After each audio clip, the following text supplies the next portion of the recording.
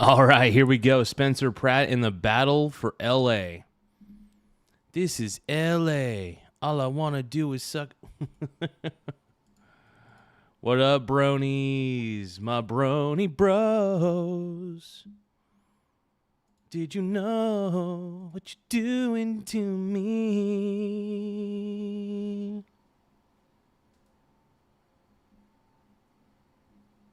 Are you my brony bros? All right, everybody. So what's going on? It's the Michael Garza show. We are back. We are live. I'm happy to be talking to all of you, as always, my brony bros. You're my pink brony bros. And we dance at our gay club. Oh, my God. I'm just having fun. Now, I do have to pour some noodles in a pot real quick. But I'm really excited to be here. Really excited to talk to you guys because I love you. Because I need you and I want you crawling underneath my skin like the hunger, like the burning to find the place I've never been.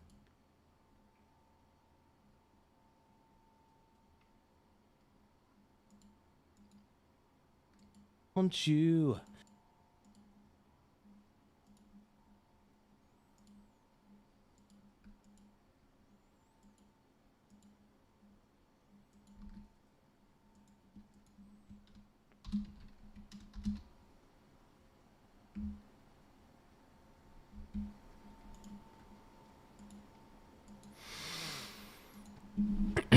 Oh, what's going on, my brones? My pink brony bros.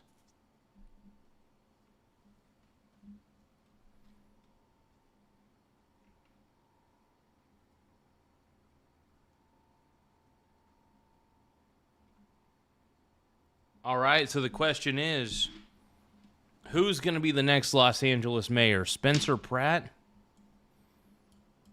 Spencer Pratt in the battle for Los Angeles, dude. Pratt, baby. We're going to talk about Trump. We're going to talk about Pratt. Two of my boys. Two of my main men. All right, I love Trump. I love Pratt. Both incredible human beings. I am a huge Spencer Pratt fan. I love what he's been able to do, be able to accomplish. Amazing human being. BRB.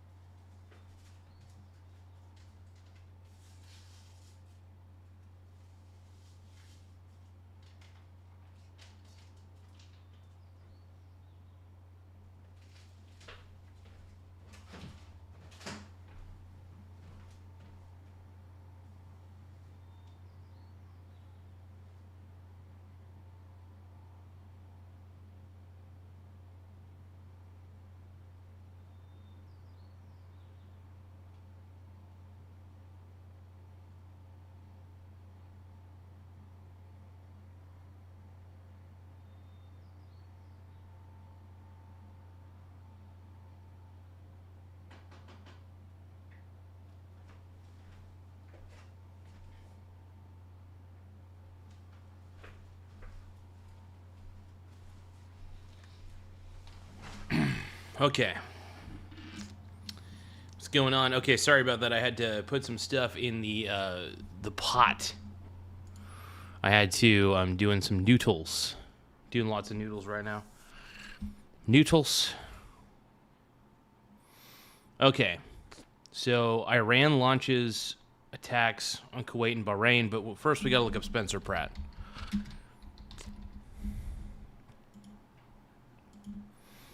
Yeah, I think Iran's done for. I think Iran's cooked, is all I'm going to say. Iran is cooked. Now, ABC is calling this the weirdest LA race Magazine of all time. editor-in-chief of digital... Honestly, I don't think this race is weird. You want to know why? Because a lot of people cannot stand Karen Bass because of she's let too many things slip. Honestly, California's been mismanaged and terribly run for a very long time. This is true. I mean, it's pretty obvious it's true. But I want to thank you all for joining. I'm excited. Will Spencer Pratt get over 50% in the votes? I think he will. I think a lot of Los Angeles are fucking pissed at Karen Bassul, and they don't want anything to do with Nithya Raman because Nithya Raman's basically Karen Bassul 2.0. So I love what Spencer Pratt's doing, man.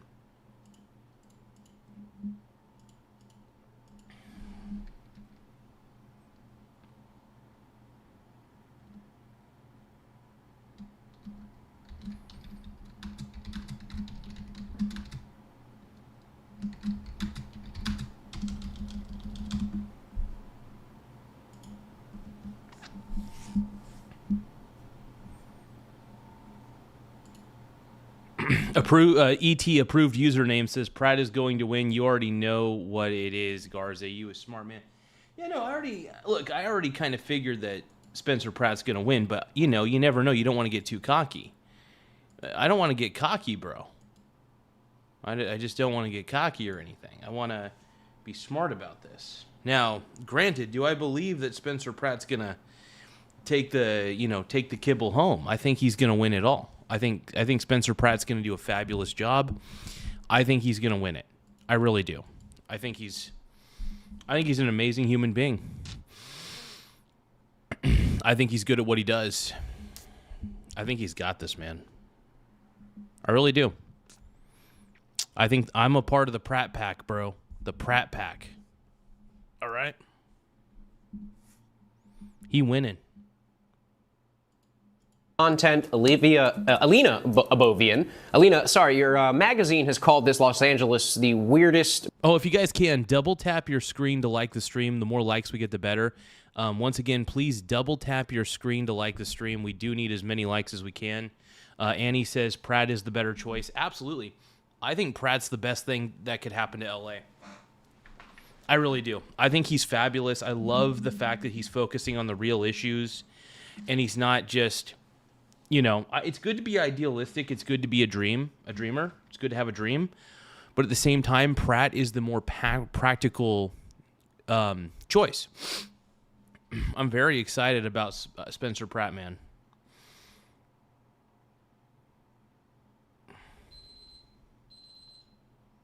But this is exciting. Let's keep watching. Mayor's race ever. Do you think it could get even weirder? I don't think it's weird. Oh, hold on.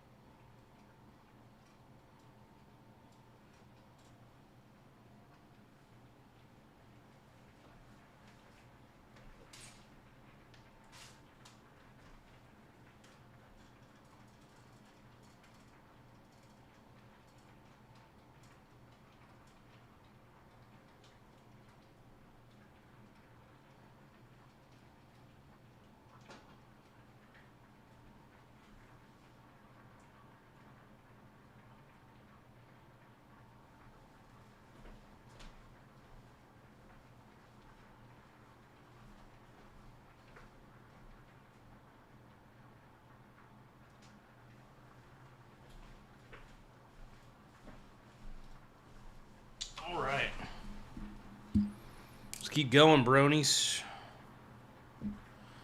The Brones, dude, the Brones. Thank you guys for double tapping the screen to like. I really appreciate it. Well, can you blame us for giving it that label? I think it certainly has shocked a lot of people. And what happens in Los Angeles, this being the second largest city in the country, is the fact that this could shape how politics, takes place in years to come. And I think that we're all sort of in disbelief to see what's transpired so far. Why would we be in disbelief? Why would we be in disbelief? It makes perfect sense. Spencer Pratt is offering solutions to problems, and you guys never offer any solutions to any problems. That's the Democrat way. You never offer anything. Do you think Spencer Pratt has overcome critics who... TJ says, because we don't hang out, Tiny Lion Gaming, I promise. I make life not suck. Tiny Lion Gaming says, my snake escaped. That's why my life sucks. I love you, Tiny Lion Gaming. You're the man. We also got TJ in the house. We got Annie in the house. We got a lot of good people. ET's in the house. Hold on.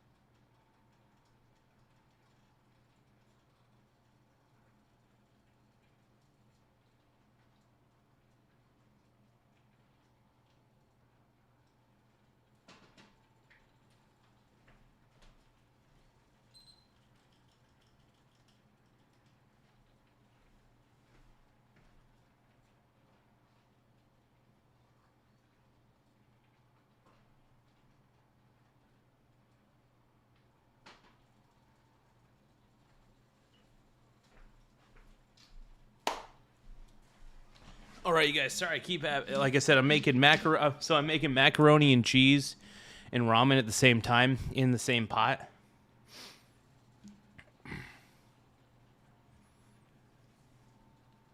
Well, I hope you're able to find your snake, Mr. Tiny Lion Gaming. Love you, brother.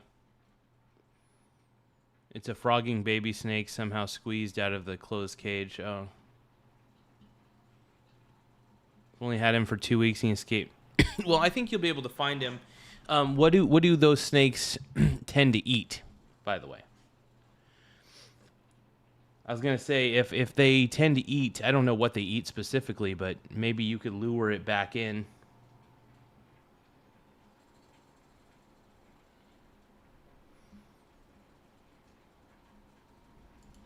might have been skeptical of his candidacy when he officially announced? I think so. I think he did a pretty great job during the televised debate. I think he showed that he could compete and speak and hold his own on a large stage. However, I don't think that he's really done enough to show his plan of what he intends. He actually has shown his plan. He's basically discussed it in length on multiple interviews. The dude is very transparent on what he's going to try to do. He's going to try to clean up the damn streets. He's going to work. He's going to work to make that happen. And here's the thing. The problem is Nithya Raman and Karen Basul just want the status quo. They're going to promise you that they'll take care of homelessness, but in all reality, they're not going to take care of it. You know what they're going to do. Karen Basul. Make sure you guys double tap the screen to like the stream. One more time, double tap your screen to like the stream. It does help the channel grow.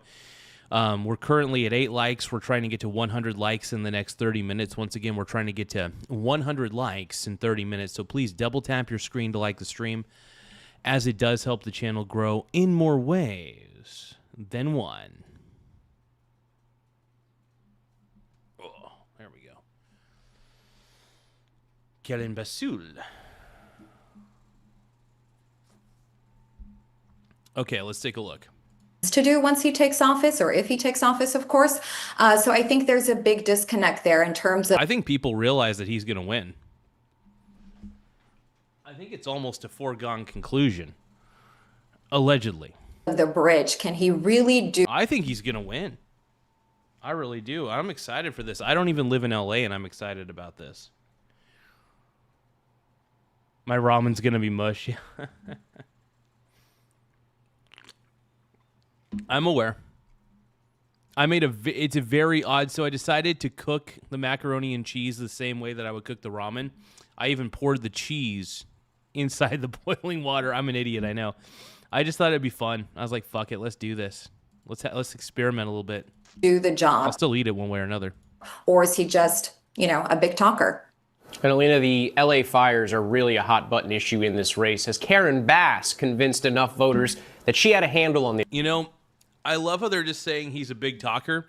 You guys realize that he lost his home in those fires and he's pissed off. Just like everybody else is pissed the hell off. Come on, man.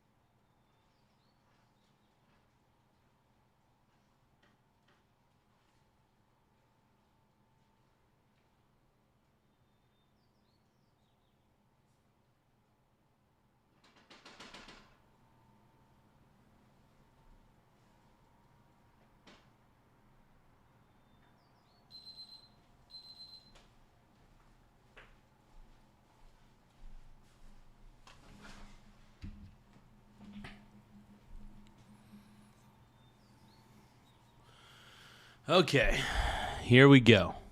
A disaster. I covered the fires while I was a news reporter here in Los Angeles. Tiny Line Gaming says, OMG, Garza, are you okay? That's an insane way to make mac and cheese and ramen. Honestly, I thought it would just be fun. I was like, fuck it, let's see what this turns into. He needs someone to teach him how to grocery shop so he can eat better.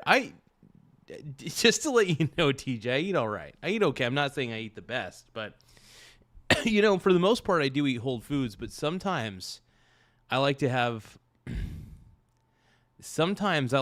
what's called stoner food. I'm not even a stoner, and I eat like a stoner. It's fucking weird. TJ says he should marry his girlfriend and he will be okay. We're thinking about getting married at some point. Oh, maybe it would have. We definitely want to make it to where the government doesn't know that we're married. So that way the government, just it makes it easier when you're married, but it's not legal on paper or whatever. I think it makes it easier. But anyway.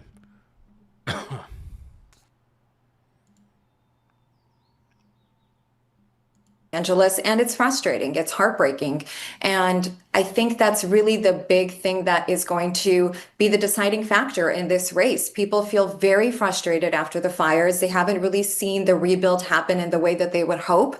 And also her leadership. It came into question in so many different ways. And I think Los Angeles is really looking to a leader who can lead. And whether they decide that's going to be Mayor Karen Bass, or if it's going to be Nithya Raman, or if it's going to be Spencer Pratt, we don't know. As you guys showed the polling, the latest numbers are really showing a very, very tight race right now. And another deciding factor in all of this could be homelessness in LA, and homeless encampments are another major issue. Pratt has really hit that hard, right? He has hit it hard. We've seen it in all of his videos, the AI videos, or just the way that he's been running on his campaign. But homelessness here in Los Angeles is really something that no one can avoid. It's something you see when you step out the door. Yeah, and that's one of those things that Spencer Pratt is trying to figure it out. Oh, TJ saying the government don't know me. Also, I'm just no. I get it, man. I get it. No, I appreciate it though. I appreciate it. But yeah, no, I do eat like a stoner. I'm not gonna lie. I eat like a stoner. I don't even smoke weed, and I eat like a stoner. Oh man, it's pretty funny. Oh, let's keep going. And you see it when you're driving to work. You see it when you're trying to take your kids to the park. It's everywhere. And then unfortunately, I think it's also going to be. Tiny Lion Gaming says, yeah, getting married off the books is the only way. Because I look at it this way. Like, I'll give you an example. If, like, Brittany or I fall ill and we have, like, super duper crazy medical bills that we can't avoid, I would rather, like, for instance, I wouldn't mind going, like, I wouldn't mind going bankrupt if I had anything I had to deal with, But yeah, it makes it very tough. Like, if, like, let's just say I made a whole bunch of money, and then, you know what I mean? Like, it makes it to where we wouldn't have to go bankrupt if we had medical issues. A very big deciding factor in how Angelenos vote today. Alina Abovian, thank you. And be sure to tune in tonight at 7 p.m. Eastern to ABC News Live for our special coverage of tonight's primary.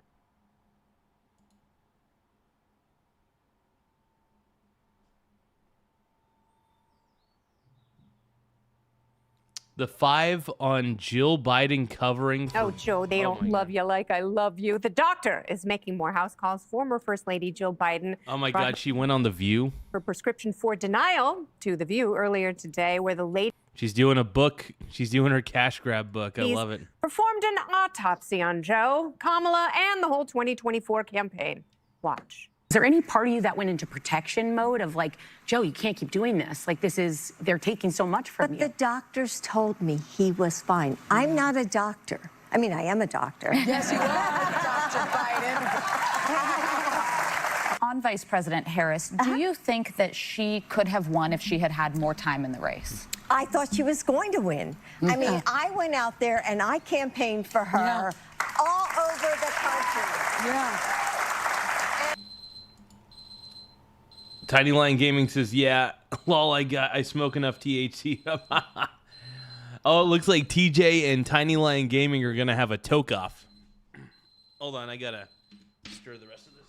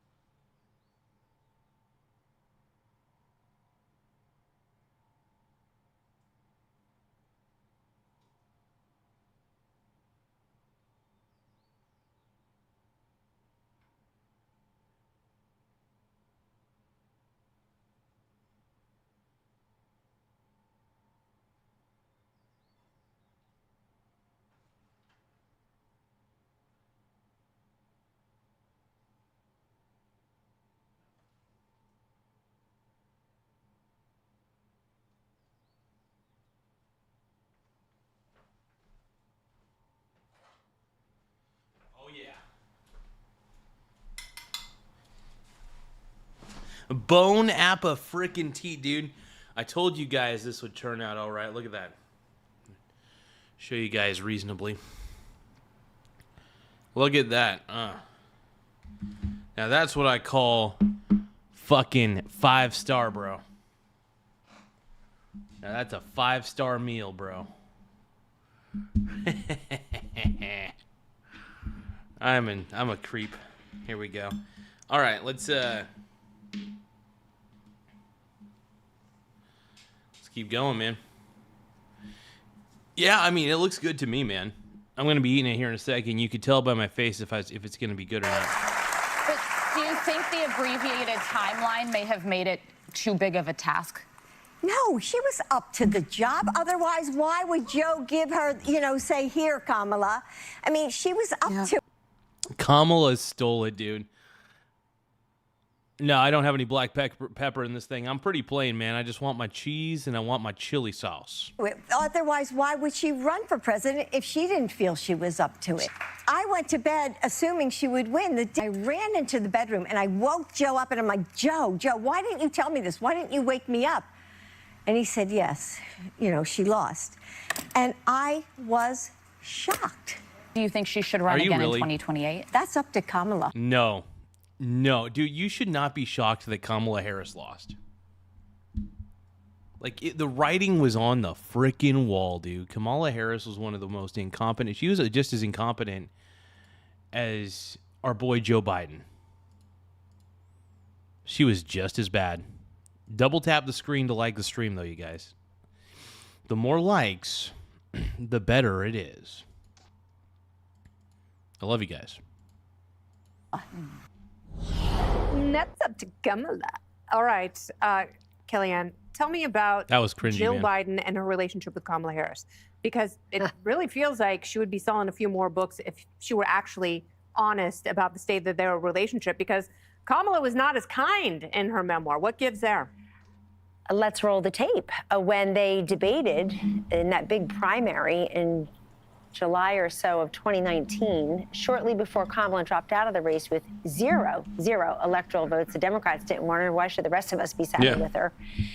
When she accused Joe Biden of being a racist by saying the little girl on that bus was me, Jill Biden said, F her about Kamala Harris, and we all know that. So we know how she feels about Kamala. I think she was throwing shade at Kamala today. I don't even know why Joe Biden made Kamala the vice president. That made no sense to me at all. Why would you make Kamala Incompetence Harris your vice president to begin with? I keep mentioning her. I thought she was going to win. She did not think she was going to win. And then she was going to be able to say, but Joe would have won. So her saying, and by the way, if she actually thought Kamala Harris was going to win that race, she has fewer political instincts than she does dignity and class at this point, which is saying something. Because Donald Trump won the popular vote at all 7 swing states, more Hispanics, more women, more African Americans, more Jewish voters, more Catholic voters, more union households, more young people, you name it. He cleaned the clock of Kamala. And I believe that Jill Biden and Kamala Harris, we saw that afterwards. You saw it at Carter's funeral. There is absolutely no love lost between these women. I want to say a couple of things about Jill Biden. Yeah, I think Jill Biden and Kamala Harris don't like each other. I don't even think Joe Biden likes Kamala Harris. But yeah, I am not a fan of Jill Biden, dude. She is fast overtaking Hunter as the most odious, grifting drift. I thought Hunter Biden was bad, but Kellyanne Conway is making a good point. Jill Biden might be even more insufferable than Hunter Biden. I did not think I would ever see that. I never thought I'd see the day or even say those words. I never thought I'd utter them. I never thought I'd utter those words, man. But that's what I'm doing. That is what I'm doing. Straight up.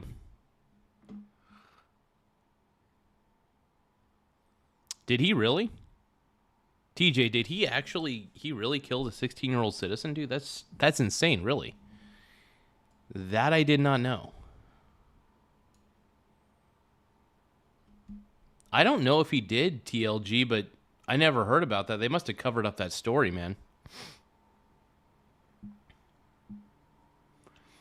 Little Bit says Jill Biden. Yes, I think that Jill Biden is not a good wife. I think she's a terrible wife. What she allowed, I can't believe it, man. I mean, every time I think about Jill Biden, I get sick.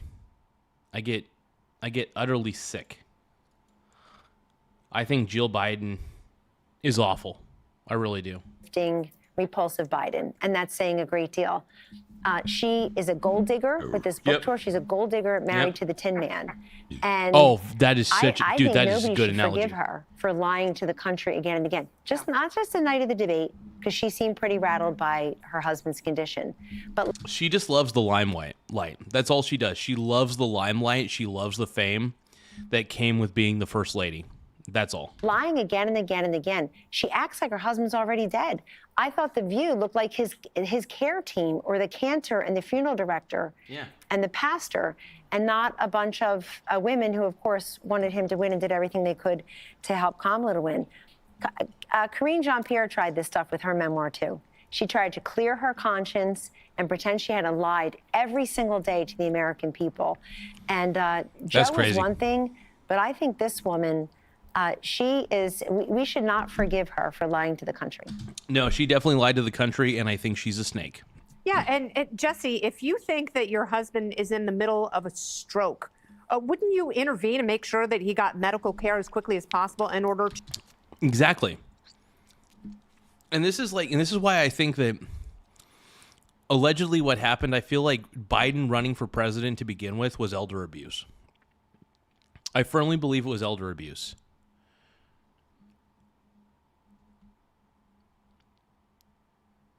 I don't know, dude. TLG, dude, that was an amazing diss.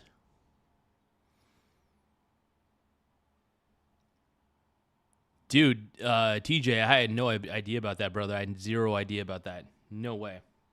That's crazy. It shouldn't shock me, but damn.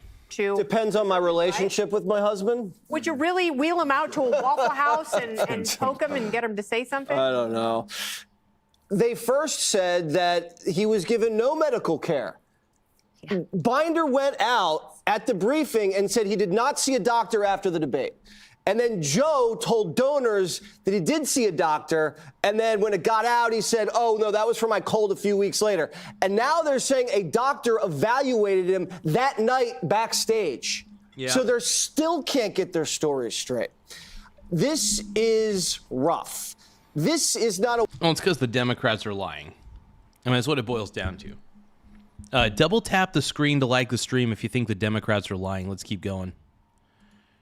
I'm just so sick of the Dems lying, dude. I'm sick of it.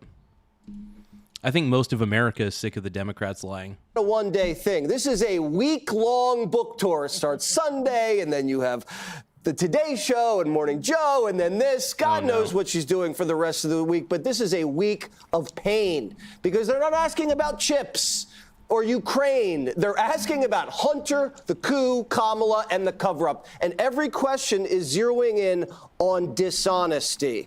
And that's why the Democratic Party has a 20% approval rating. Exactly. The Bidens... You know, whatever you think about the Republican Party, I understand if you don't like the Republican Party, but the Republican Party is nowhere near as unpopular as the Democrat Party. The Democrat Party is extremely unpopular and very unfavorable. Need the money. I think Joe got about $10 million for the book. This I'm going to peg at about $4 million, but after taxes, it's about half. And Hunter Biden is $20 million in the hole. And this is a family with champagne tastes and beer pockets. They have cars, summer homes. Champagne taste with beer pockets. I like that. I like that, man. That's funny. TJ says, yes, his dad was connected to Al-Qaeda, but he, as an American citizen, he has the right to a trial, despite anything. Lol, just I can agree with that, Mr. TJ. TLG says, lol, Joe Biden literally looking like a clown with that hair. Wrath of God for the Terrys. Hell yeah. Little Bit says, one day we will see a book out about President Biden being sick. Well, yeah. Everybody's going to be making money off of Joe Biden somehow, some way. People are finding a way to grift off the Biden name. I know. I feel like I have. No, I'm just kidding. But no, yeah. His own wife is grifting off of his name and likeness, dude. That's crazy. Grifter.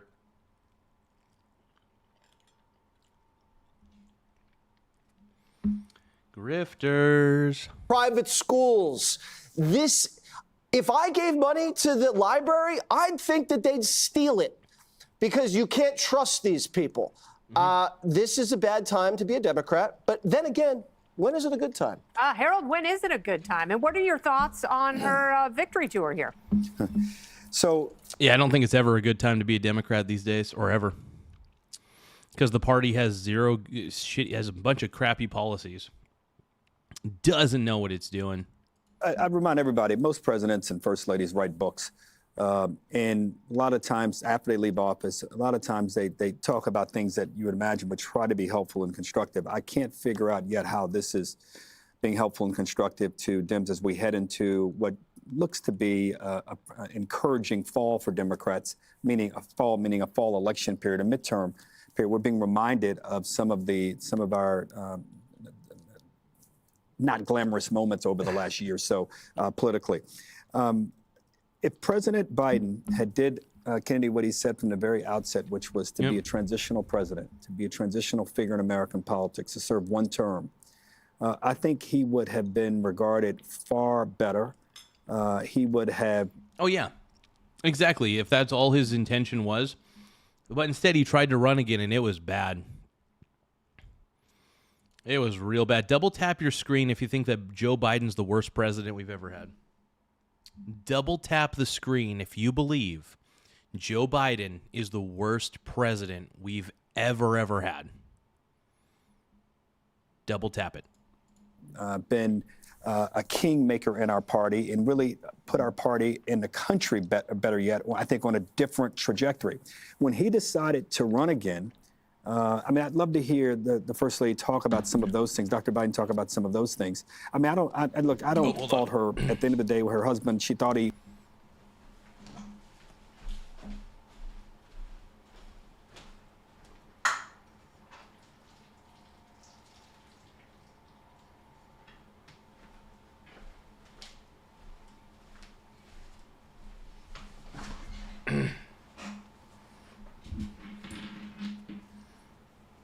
All right. Sorry about that, folks. Let's keep going. He was having a stroke. She realized he wasn't. They were at the end of the debate. What was she supposed to do? Say, my husband is about to have a stroke. You shouldn't support him. I get where we're coming from on some of that. But no one's going to say that. We've had presidents who've had challenges in the past. What I don't like is just revising and rewriting history. He said he would not run again. He should not have run again. And when He's terrible, dude. Joe Biden's terrible.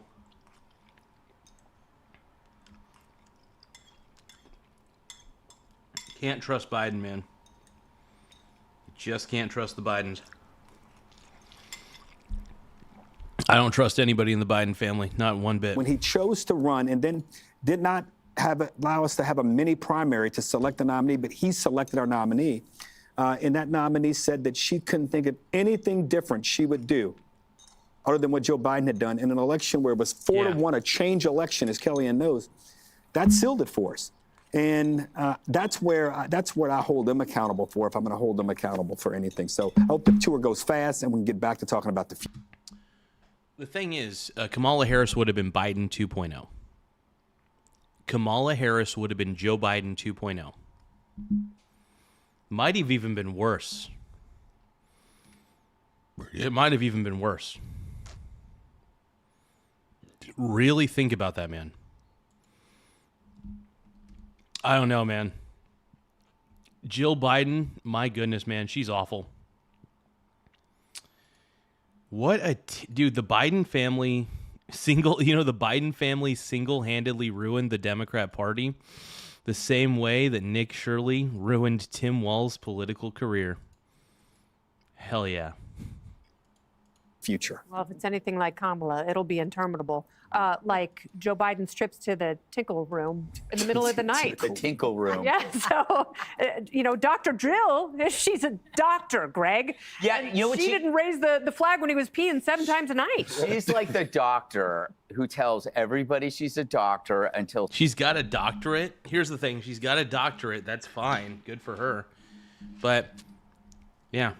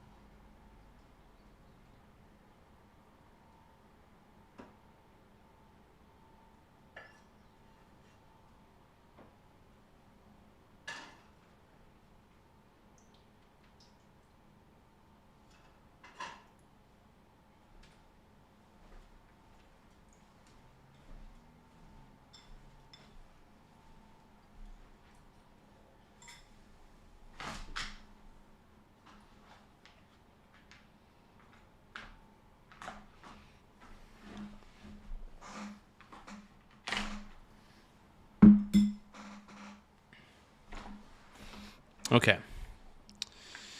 Okay. Let's keep watching.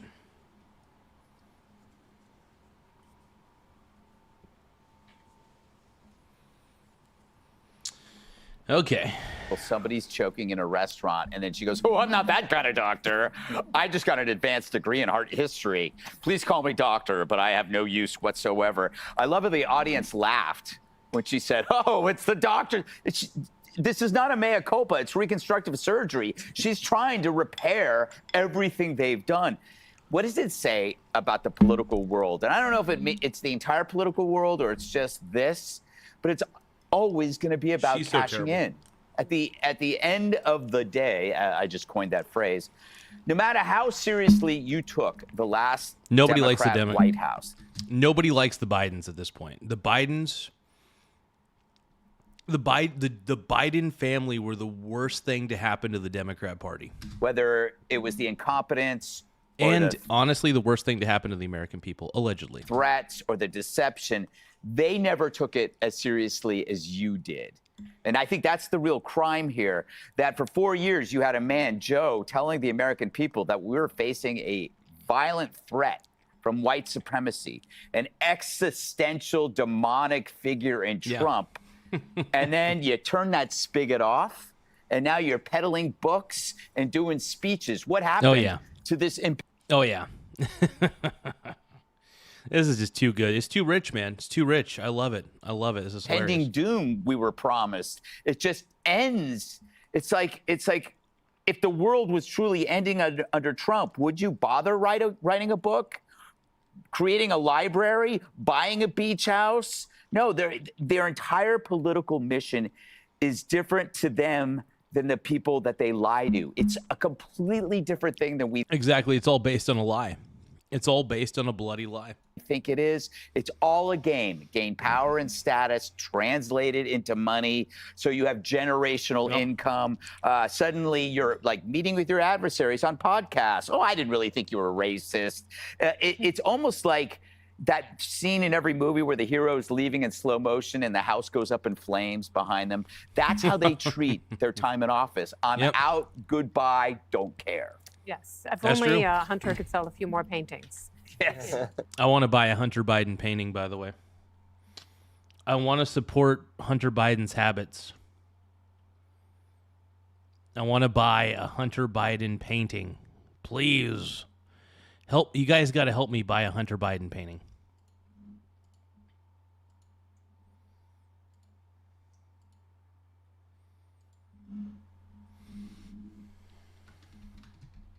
Laugh out loud.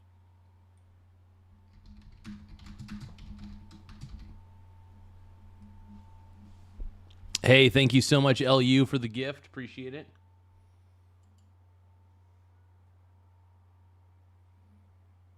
Mucho apreciado. Save the family. You can buy the. That's what I should do for my studio. That's a good That one. is, we should do the whole You could do Gutfeld 15 studio. grand. I bet we could buy a dozen of You them. can get him on a discount. Call me, Hunter. You got my number. Wow. Yeah, we had some good times. You are a saleswoman. Be sure to like and subscribe. Kennedy basically just sold all of Hunter Biden's paintings to Greg Gutfeld. Allegedly.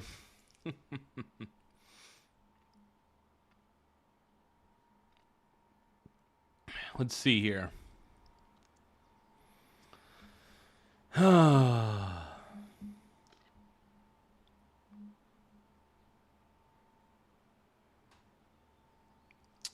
let's take a Senate showdown.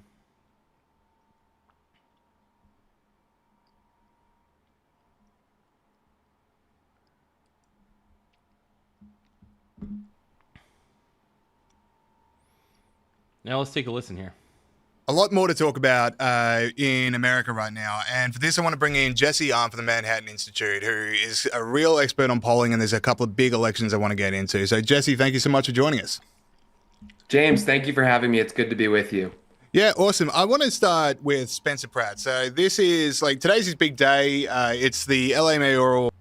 It's do or die, man. What's going to happen with Mr. Pratt? I hope he wins. I hope he wins. Initial election. Hard to say, you know, as we're recording, the polls are still open. The odds makers are all saying that it's going to be a two-way runoff later on between Karen Bass and Spencer Pratt, which is, I just want to start here, which is such a huge accomplishment for someone that came from nowhere as Spencer Pratt has. What do you put this down to? Yeah, well, look, Spencer Pratt even making it to a runoff would be a major win in and of itself. People who are registered as Republicans in the state of California do not typically tend to make it to the second round of LA mayoral elections. They certainly didn't a few years ago when it was Rick Caruso who made it to the second round against Karen Bass, the incumbent mayor. Caruso was someone who was previously a Republican, but really made a point of registering and rebranding himself as a Democrat. Pratt has done something a little bit different this time around. Where Caruso ran in like the Mike Bloomberg mold, Pratt is running in this mold of a like hyper local populist. So he's populist and he's bombastic and he's out there and he's the reality TV star who's telling you like it is. He calls himself the look around candidate because all you have to do is look around in California, specifically in Los Angeles, at the dilapidated nature of the city, the way infrastructure has crumbled, the way houses have been literally burned down because of poor fire safety policies, and of course the fact that you can see human poop on the street, fentanyl needles when you're trying to go get your matcha. There's been a real degradation in the quality of life. Homelessness is everywhere. And it's not just that these people don't have homes to go to, but it's that they're what Pratt calls zombies. They're drug-addled. And this is the kind of nightmare scenario in the city. And Pratt has really structured his entire campaign not around national politics. I'm not going to take it to Donald. He's talking about what's happening locally. He's like, look, I see what you guys see. Karen Bass and Nithya Raman just have their head in the clouds, bro. Or they have their head in the sand, one or the other. Trump from the LA. They're basically not paying attention. So kudos to Spencer Pratt, man. Kudos to you for kicking butt, dude. Mayoral office, but I'm going to run this thing as a populist at the local level, and it's making an impact. And like you said, these prediction markets now seem to suggest he's going to make it to the second round. And the Democratic Socialist candidate that a lot of people thought would be the one featured in the second round there against Karen Bass, the incumbent, is not looking as likely to get there. I think you're absolutely right that it's something major is happening with the. I think there's an awakening happening in LA where people are like, you know what? Socialism's stupid and so is democracy. So let's not combine the two. Let's not get Nithya Raman. Communism's stupid too. Like both are. Democracy, communism, and socialism are actually terrible ideas. That's why we are a partial democracy, because we're a constitutional republic, ultimately. Let's keep going. The hyper-local fix, because I think voters always respond to what they can see and what they can feel rather than these, like, distant things about taking it on to Donald Trump. It's all well and good if you can take it on to the big bad guy I don't like, but when there's homeless people outside my house, that's a more present thing that I'm thinking about, and if you're talking about that, you're going to win.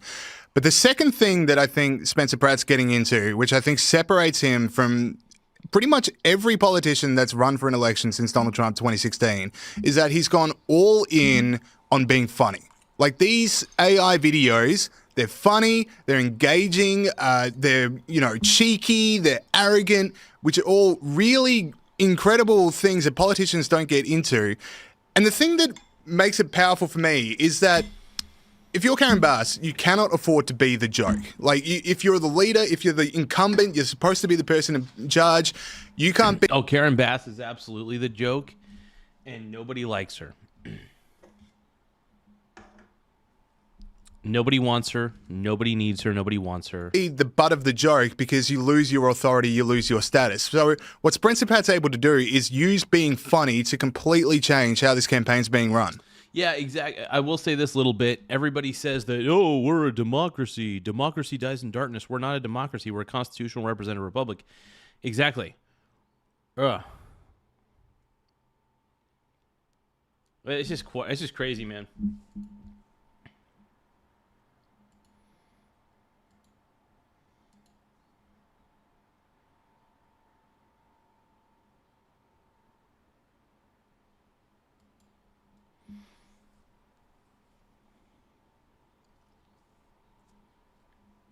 Let's keep going, man.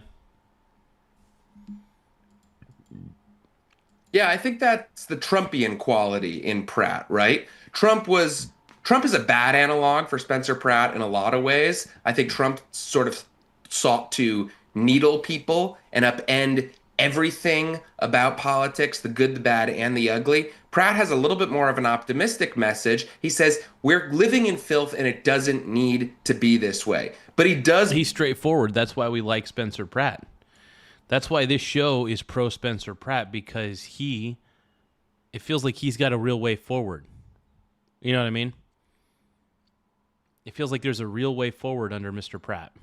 Borrow that Trumpian quality of putting humor first, communicating to audiences on a sort of individual level. And the other piece that Pratt has in common with Trump is audiences do know him. He's been someone who's been in the public eye, and people feel they know him kind of intimately because they know him from TV. And that's different than even being a movie star, of which those people are on a lot of folks' radar out in Los Angeles. But he's someone who was like in your living room with you a lot of different nights when you were a kid watching the OC in the 2000s, or rather the Hills in the 2000s. Pratt is someone who audiences have known for a very long time. And I think audiences, and particularly Angelinos, feel like they've sort of grown up with Spencer Pratt. They're in a different position in life than Pratt was when they watched him on TV. And now it's conceivable to them that, yeah, I kind of want someone from my generation who is seeing the same problems I'm seeing and is willing to upend them. Now, granted, it's still very hard for someone who is ever registered as a Republican to win a one-on-one election in a place as deep blue and liberal as Los Angeles. But I think Pratt is really making a splash. And if nothing else, he's establishing a footprint and a kind of model for success, which is a new untested formula that I think we'll see a lot of other political candidates emulate in the years ahead. Yeah, I think so, because the model is if you can be funny, you get cut through. And if you can build that internet buzz, you get the cut through that Republicans miss because, like, they're politicians. They're not funny. I'm not saying Republicans aren't funny. I'm saying every politician except Donald Trump isn't funny.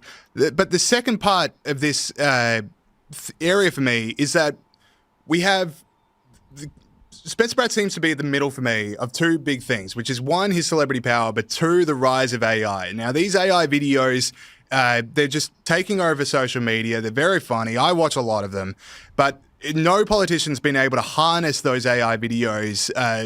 Donald Trump's posts those AI photos to Truth Social when he finds those funny, but no one's that use them at the center of the campaign. Like, you're a polling expert. You're someone that follows these campaigns closely. When you have these AI videos that you can make quite quickly and they can convey a message that you don't need to hire actors, you don't need to find real world examples because people know it's AI. What is that going to do to races going forward? Well, James, can I tell you what the most impressive element of this AI factor with the Pratt campaign is? It's that a lot of it is crowdsourced. It's not. Oh yeah. A lot of none of it's. A lot of people are just doing this on their own. They're making these AI videos because they love what Spencer Pratt's all about. Spencer Pratt basically has a street team. Essentially, he's got a street team right behind him. They want to support him. They want to say, hey, let's rock and roll Spencer Pratt. Let's go, bro. So he's got a street team, and I love what Mr. Pratt's doing, man. He's playing it smart, man. He's playing it smart. Actually coming from the central campaign. A lot of this is coming from supporters who want to feel a part of this race. Most of them in Los Angeles, but many of them out around the country and even around the world who are dialed into this, feel invested, and are building these AI campaigns. I feel very invested in this mayoral race. I don't live in Los Angeles by any means, but man, I'm excited, man.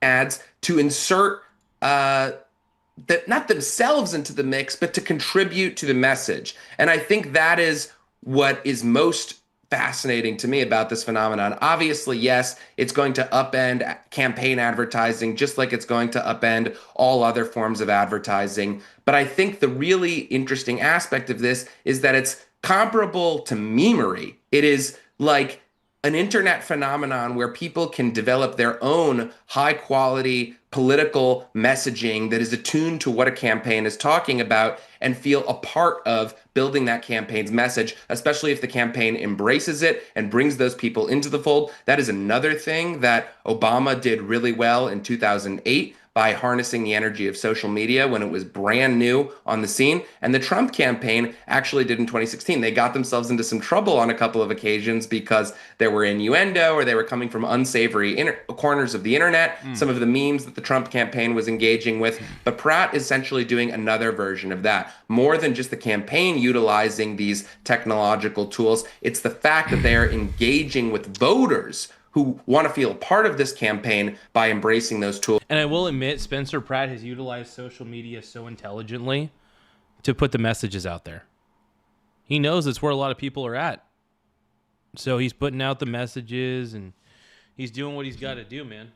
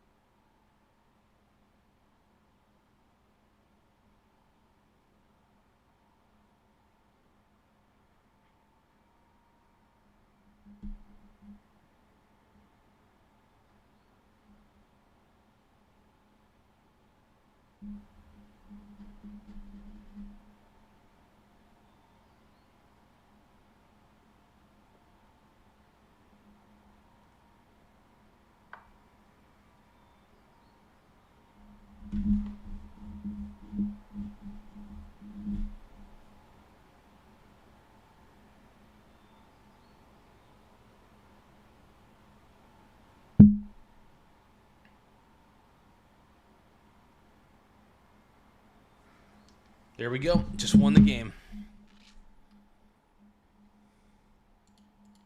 Building their own sort of messaging and art in line with what the campaign has to say. And the interesting thing for me is when we talk about like use of humor, when we talk about social media groundswell, like people getting involved in a campaign through the internet, for years, we would be talking about a Democrat candidate when we talk about that. This, as you say, is a Republican running in the heavily blue Los Angeles, who is the cool candidate, who is the fun one on social media, who is the internet king. Is this something that's, is politics getting changed in America where it's now the cool thing to be the Republican candidate, sticking it up to the stuffy Democrats who are in charge? Yeah, well, because we're tired, because we realize, I think a lot of people realize that the Democrats are the elites. And the reason we voted for Trump, that even though he is a billionaire, he's not your average ordinary billionaire. He's a shit talker. He's fun. And he's actually funny. So, but the Democrats don't know how to be funny. So.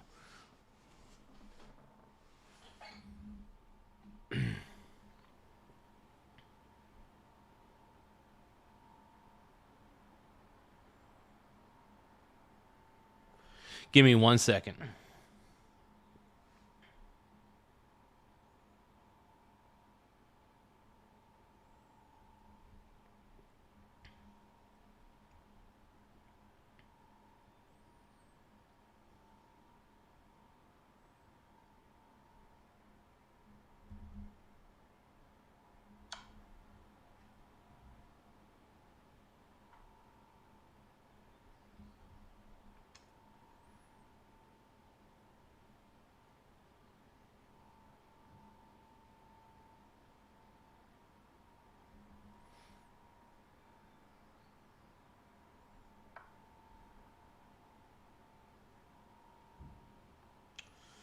Ooh. Hold on. I might have just figured out a way to win.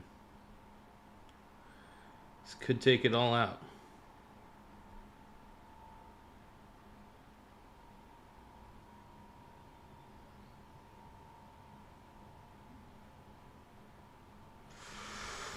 Ooh.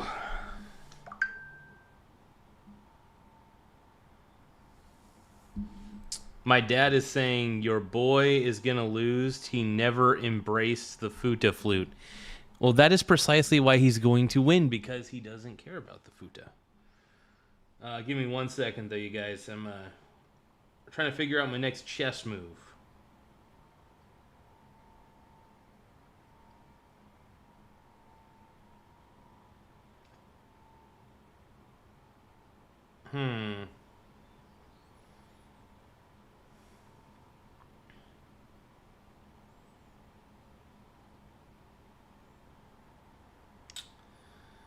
Oof.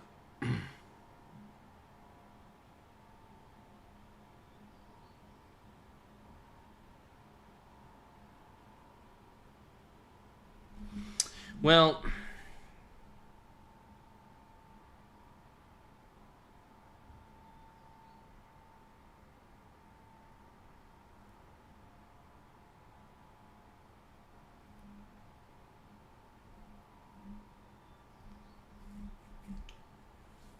oof. Yeah, I might have just lost this game.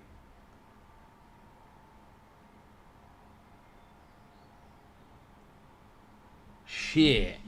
Well, this chess game, man, I might be losing the chess game. Hold on.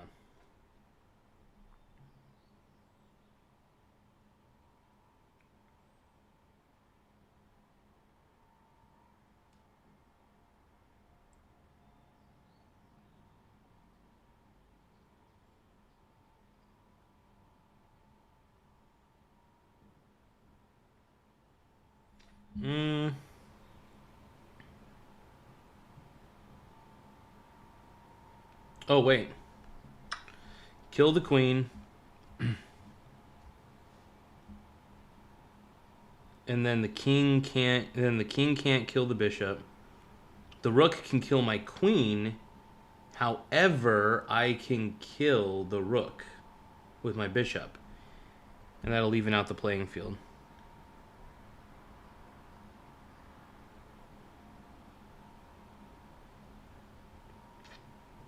That's my best move. That is my best move, man. Yes and no. I think what the cool thing is to kind of be a popular. So no, I really do think Spencer Pratt can do this. Even if he can't get above 50%, though, I still think he's going to be in a runoff with Karen Bass. And to be honest, I don't think a lot of people really like Karen Bass. I don't even think a lot of people like Nithya Raman. Also, the only people who do polls are annoying Democrats. You know what I mean? Democrats are the only ones who do polls. Half the time. Majority of the time.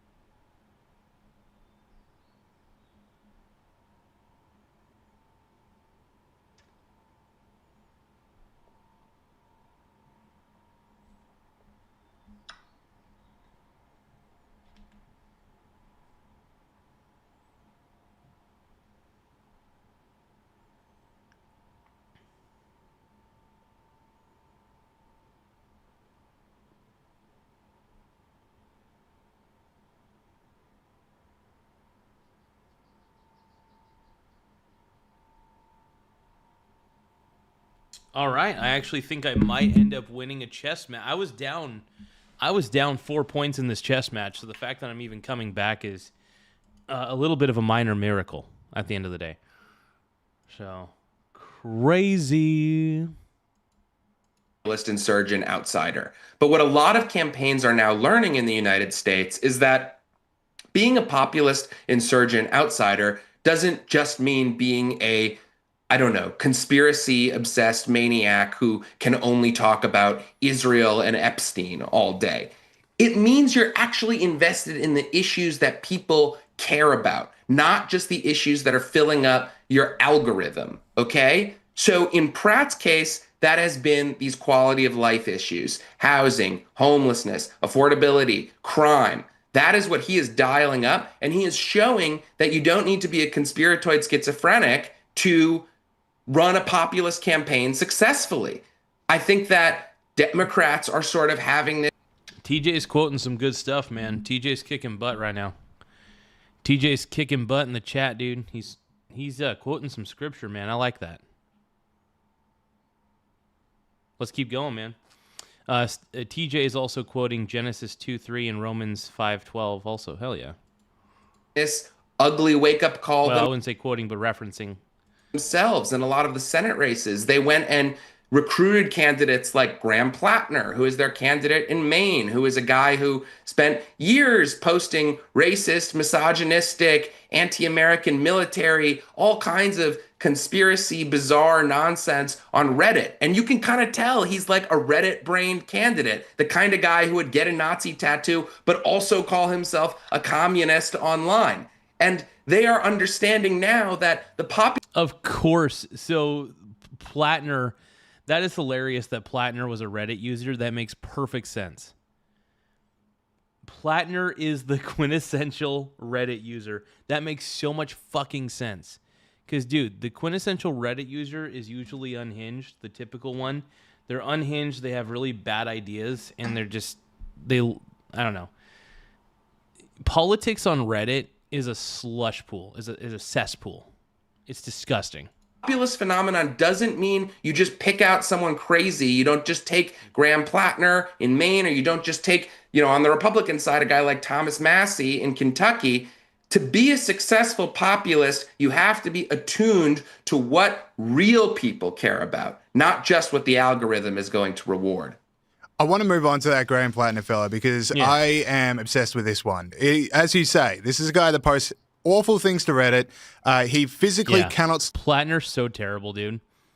I don't understand why the Democrats think that he's a good candidate, but then again, the Democrats don't know right from wrong, so it doesn't really matter. Me expecting the Democrats to have good judgment is insane on my part. Stop sexting people from the sounds of it, and he had to cover up a tattoo that he didn't realize had some symbology with Nazism. What a guy, just on those three things. By What the a way, guy. that last point is disputed, whether or not he knew. There's some reporting that he says he told other people he knew. But okay, right. Well, I bring you back to my thesis. Incredible character. But the thing is, the Democrats, you would think that any party that gets a sniff about those aspects of a character and someone that they've put up would run for the hills rather than talk about him in any sort of positive light. But instead, this is still the guy that we need to elect because apparently Donald Trump's even worse. What does it say about the Democrat Party that victory is just so... It shows the Democrat Party's completely mental and they're out of their fucking minds. It shows the Democrat Party is completely mental and out of their damn minds. Democrat Party doesn't know what's happening, dude. They just don't know what's happening. I think Spencer Pratt's going to do really well. In fact, we might be able to get some results. All right, let's take a look. LA mayoral race.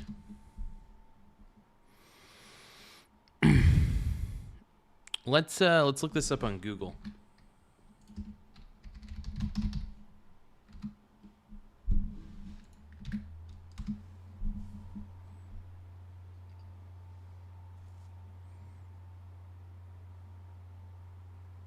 Oh shit, live Los Angeles results.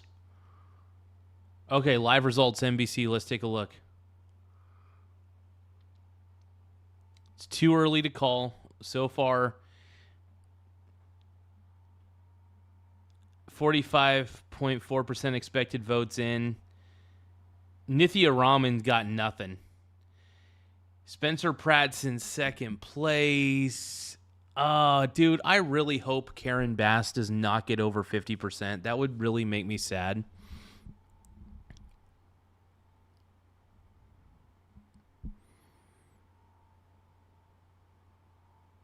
It says, with so many mail-in votes in California, it's unclear how soon we can expect results. Whew.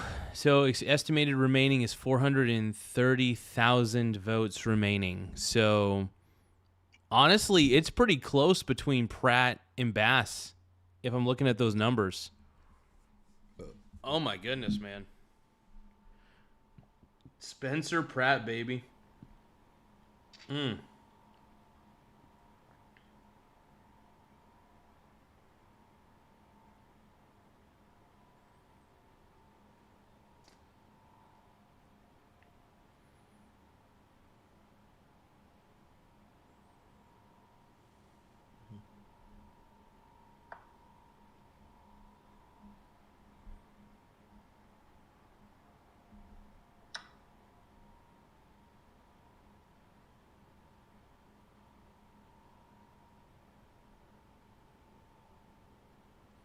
Zip zop zoobity bop.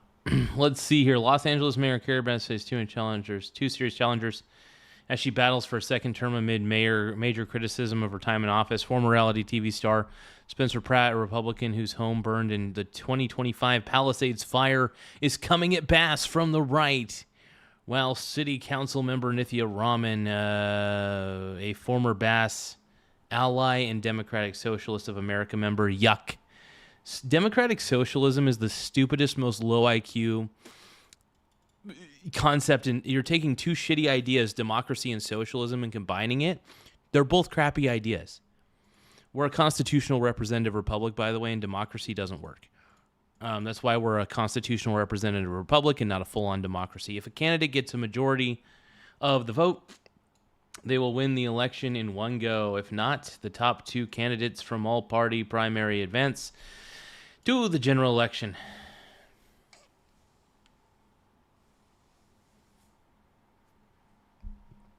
Let's hope. My God, let's hope Spencer Pratt wins. Let us hope. Let us pray. And here's the thing. Even if Spencer Pratt doesn't win, it goes to show you how much people hate the Democrat Party right now.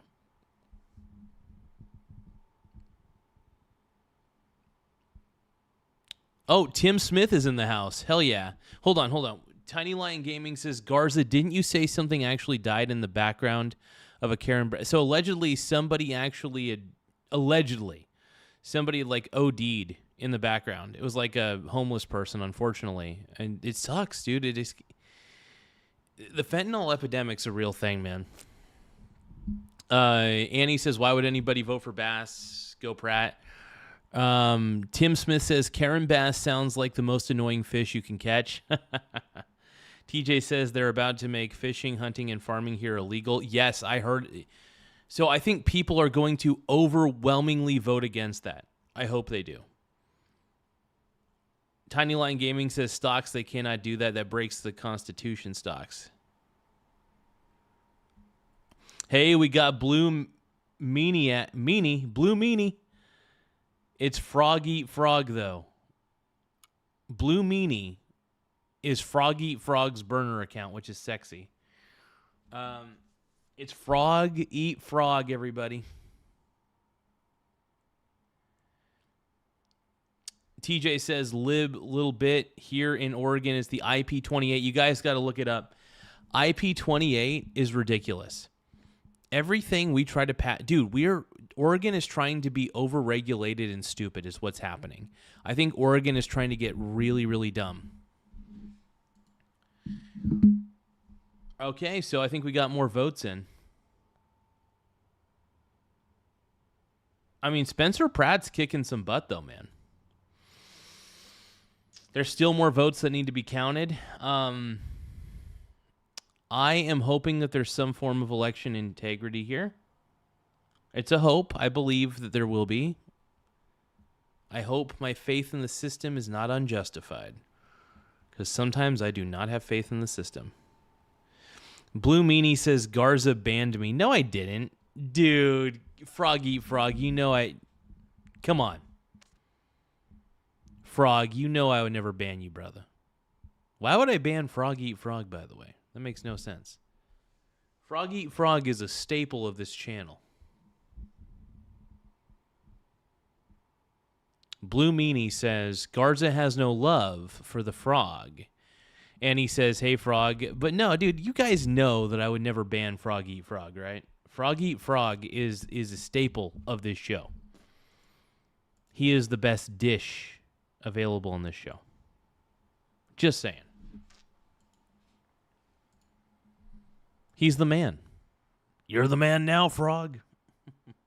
All right, let's keep going, man. Let's watch this. Their North Star is winning elections, that they don't care about what type of person they're putting into the halls of power. Well, forget the argument that they have to do it just because Donald Trump is even worse. Look at who Graham Plattner is running against in Maine. Susan Collins is the most moderate Republican senator in the country. She is pro-choice. She voted against a number of Donald Trump's nominations to the Supreme Court. She is consistently someone who is willing to cut deals with her Democratic. Now, when I say dish, Frog Eat Frog, we all munch on Frog Eat Frog. All right, he's our boy though, dude. Frog is our boy. Larson Christopher says Annie is the best dish. At least for us.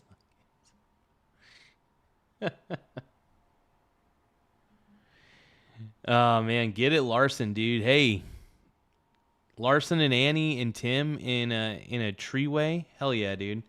Blue Meanie says, love you, Gars. Love you too. Love you, Mr. Frog. AKA Blue Meanie. I love you, bro. I love you, Brony.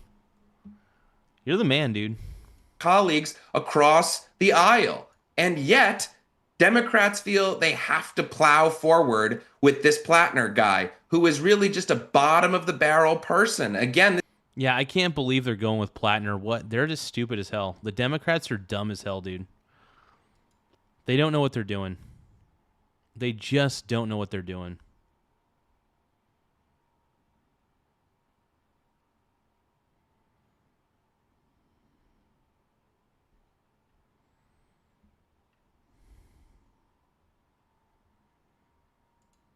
This is someone who... Honestly, though, I hope Plattner doesn't step down, because you know what that means? If Plattner doesn't step down, it's just going to look really bad for the Democrat Party the longer he stays in and running. So I'm happy about it, man. I hope Plattner stays in, just because it makes the Democrats look like idiots.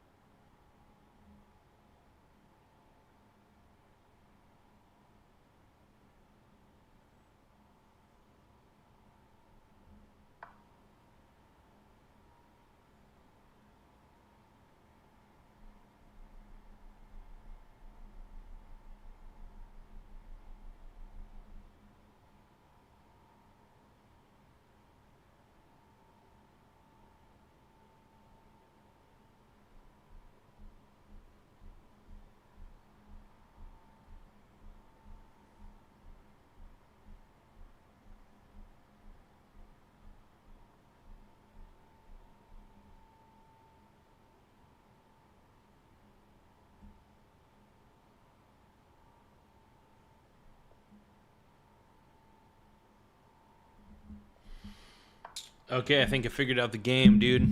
Man, this has been an intense battle of chess. My buddy Jake has gotten really, really good. He's already been getting better and better, so it's been tough to adapt.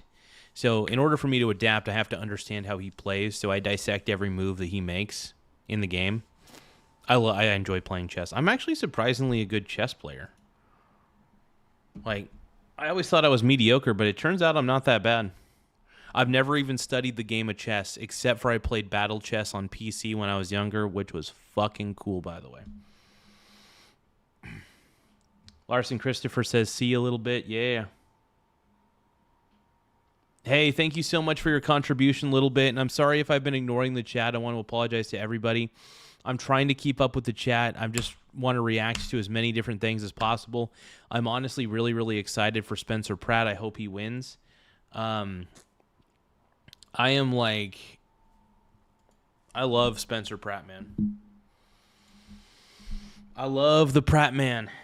I'm all about the Pratt.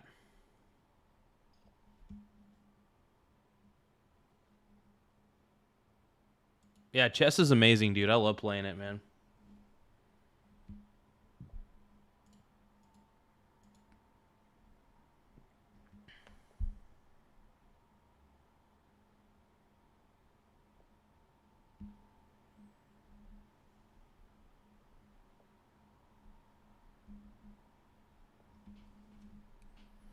Where the trees are planted and grow, I wanna go.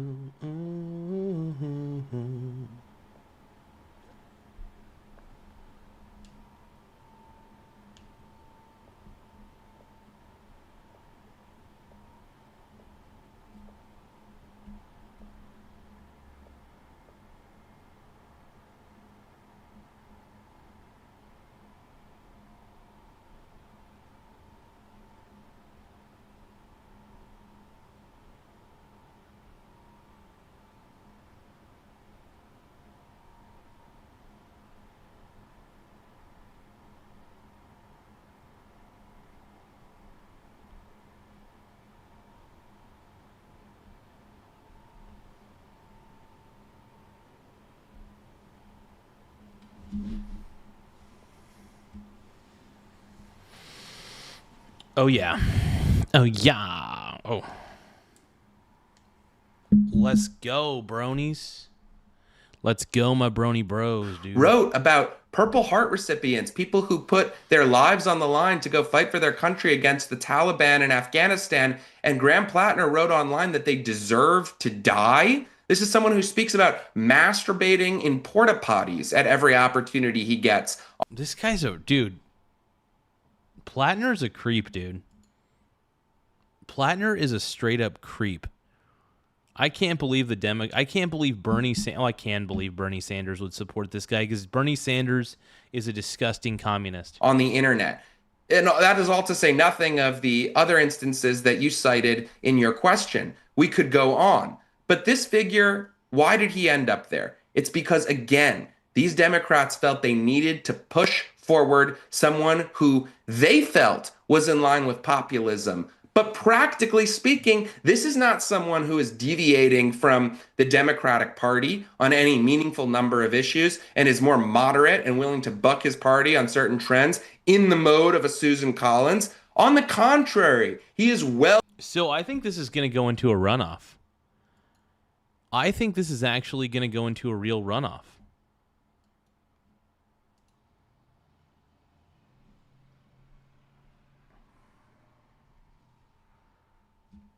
Oh, TJ says an LGBTQ event at Mingus is coming up. A few of the Portland live streamers are coming. Apparently, Chris Sims and Danny Rebel are coming to. Oh, when's this gonna be? I didn't know there was an. I didn't know there was an LGBTQ event. Let's see, LGBTQ Mingus. I mean, go figure. I mean, anytime I go down to Mingus, it's an LGBTQ fest. Ayo. Let's see.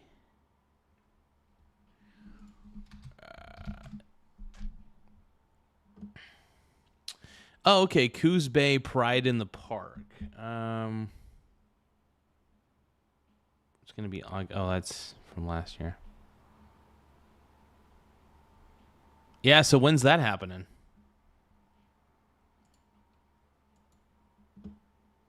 So, Mr. TJ, when is that event happening, man? Oh, you're going to text me the flyer? Okay, cool. Well, I mean, I don't live too far from Mingus, so that'd be pretty easy for me to get down there. Who knows? Maybe I'll just act like Biden, dude. I'll dress up as a woke man. I'll go down to Mingus and dress as a woke man. I am the wokest man alive. I'm so woke. All right, TJ just sent me the Pride in the Park fundraiser. Wait, what's the fundraiser? What are we fundraising? We're holding a fundraiser to support Southern Oregon Coast Pride. Buy a brick and decorate it for our affirmation wall. Make your donation at Pride in the Park. Curry Coos. Oh, they're doing it Mingus Park. Oh, it's on August 1st? Oh, that's all the way in August. That isn't for a while. Oh, that's crazy, man. That's crazy. Oh. Thanks for this info, G. Well, it looks like June 7th it's going to be in Azalea Park in Brookings, and then August 1st is going to be Mingus Park. From what I could tell.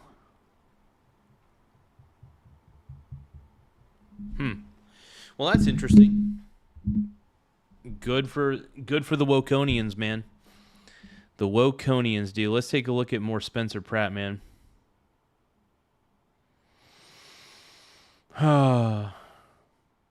I don't think Spencer. I think it's going to end up being a runoff, unfortunately. I don't think Karen Bass has what it takes to get over 50% votes. I think Spencer Pratt is truly interfering with that process, and I love it.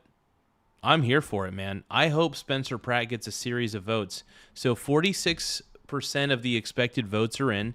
There's still an estimated 425,000 votes remaining.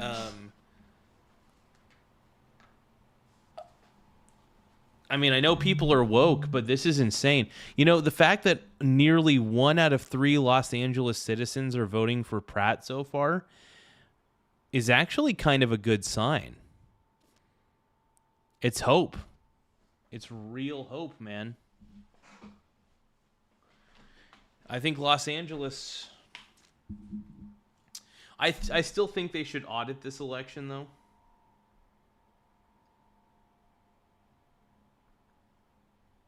Dude, I will say this. If Spencer Pratt can force a runoff, this is a huge victory for anybody who's tired of the Democratic Party. Spencer Pratt is technically not even a Republican. He's an independent. And I support him because anybody who's going up against the ridiculous, incompetent Democrat establishment, I support them completely. Absolutely 100%. Any day of the week. Any day of the week.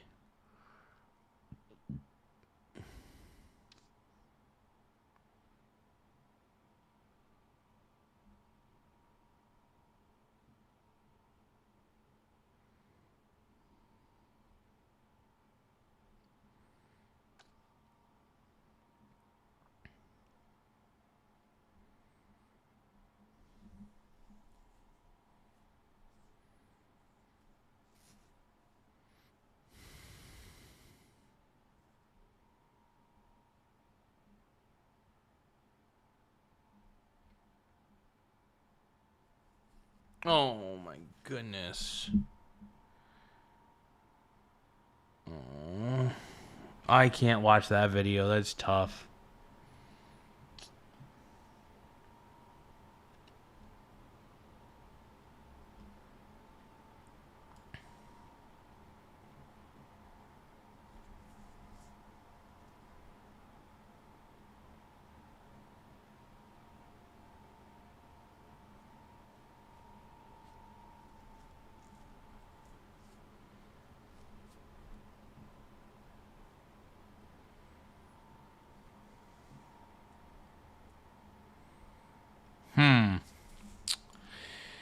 I'm the Pratt man. Referendum on mismanagement. Kevin McCarthy on the LA mayoral race. Let's take a listen. Here with more insight, former Speaker of the House, Kevin McCarthy. Mr. Speaker, this has been a wild race to watch. Earlier today on MS Now, someone you know well, who managed... So TJ says they want to build a glitter wall by the skate park. I want to use a paint. Yeah, I don't blame you, TJ. I don't blame you at all, man. Oh, my goodness. Obama's 2012 campaign said, Jim Messina said, Spencer Pratt's ads have been the best, among the best he's ever seen in any race that he's ever observed and been in. TJ says, did you see that Bitcoin dropped 7K today, XR? Yeah, I ended up, well, I frequently bet against Bitcoin using the BITI ETF.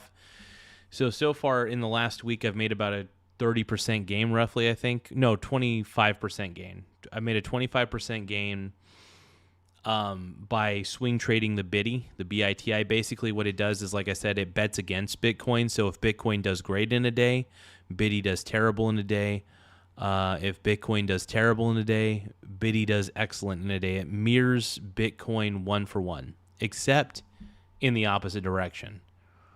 So like I said, if Bitcoin's up 3% in the day, BITI's down 3%, etc. So I love it, man. I love betting against Bitcoin because I know it has no intrinsic value. All cryptocurrencies have no intrinsic value, XRP included, of course. But yeah, I will say all crypto has no value at all at the end of the day. Just because the market says it's valuable does not make it valuable. Underlying its underlying value is that it's just a piece of, it's just data. It's just strings of data. That's all it is. None of it's backed by anything that matters. And but yeah, I'm not a Bitcoin guy. I'm not a crypto guy. I mean, I'm fascinated by crypto as I'm a software junkie, so I love looking at source code and stuff and trying to understand how software works. But at the end of the day, though, I don't trust Bitcoin. I don't trust XRP. I just don't. I don't trust any crypto. I think it all should go to zero, in theory. But yeah, no, I bet against Bitcoin, and honestly, the fact that Bitcoin's gone down so much, I've made a lot of money this week. No, it's okay, man. If you think XRP is awesome, I may diss crypto all day, but you guys have every right to love crypto. If you do love it, I support you. If you love crypto, I still support your love of it. I just don't love it because it lacks intrinsic value. That's my main beef with it. My main beef with all cryptocurrencies is their lack of intrinsic value. That's all. They don't have any real usefulness, and honestly, a lot of cryptocurrencies are just severely outdated anyway. Overall, so it's another thing to keep in mind. But yeah, no. I was able to capitalize. I was able to capitalize quite heavily, on Bitcoin going down recently. It was amazing. I love it. Involved with. Could that make a difference, tapping into the frustration of the voters out there? Can it? The answer is yes, it can, but it is. I was with prominent Democrats, ones that created Karen Bass the other day when I was in LA. They were showing me Pratt's ads. These are people who were in the industry, and they were bragging how good they are. And the thing is, he's disciplined. He's sticking to three main items: homelessness, the parks, the crime. And Pratt's keeping it simple, man. He's focusing on the core issues, and he's doubling down on them. And that's smart because he's focusing on the things that matter the most, the things that most Los Angeles are noticing. And I love it, dude. I love the fact that Pratt is making headwinds. Dude, he's got look at this. Pratt so far, out of all the votes counted, has 30.1% of the vote. Karen Bass has 36.5% of the vote. It's painfully obvious that nobody likes... people obviously are voting for Karen Bass because they're, in my opinion, fools. But people really love Spencer Pratt, and I love it, man. I think there's going to be more endorsements for him, and I love it, man.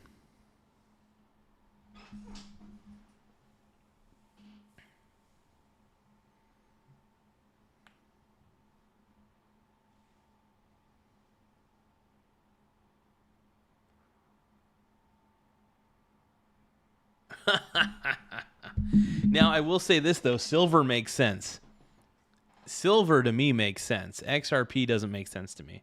But silver, I actually honestly love the fact that you're so into silver, man, because honestly, even though I swing trade silver ETFs and stuff like that, silver's price fluctuations are a thing of beauty. Yeah, I just love being a commodities trader. And at the end of the day, I mean, me swing trading silver, it's still technically, I guess you could say it's paper silver, but it's still the fund itself actually holds the silver to make it to where the spot price can be accurate at all times, which is really cool. Yeah, I love silver ETFs though. That's what I'm all about, dude. I obsess over silver ETFs, dude. I'm all about that life. I'm all about the musse. And he has passion and his why. His house burnt down. He can't build it back. He can't take his kids to the park. He literally takes videos of Karen Bass saying she cleaned this park up, and he goes shows it today with all the drugs sitting there. Yeah. A lot of these parks have nothing but homelessness in there and drug use, and it's terrible. Karen Bass hasn't solved any problems. She's, in my opinion, created more problems than she's solved. That's what I think, at least.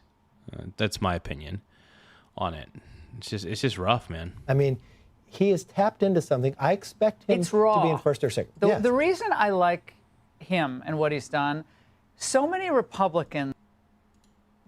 Coyote says swing trading. So swing trading is basically the way that I swing trade is I buy low on an asset that I believe wholeheartedly, not just believe that I know has intrinsic value, and I keep a lot of cash on the side to invest into it to buy the dip gradually. And then when it goes up on a bull run, that's when I start gradually selling for a profit. So this is one of the ways that I make a pretty good amount of money on the side is I swing trade certain things in my portfolio, mainly ETFs. And ETFs, which stands for exchange traded funds, are honestly a great way to gain exposure to things like silver and gold if you don't feel like holding them yourself.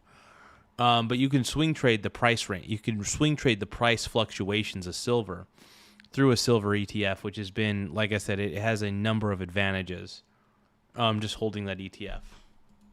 Have the talking points without the passion, or they have the passion, but they don't have the substance. He actually has both, and he's lived this experience as someone who lost his house.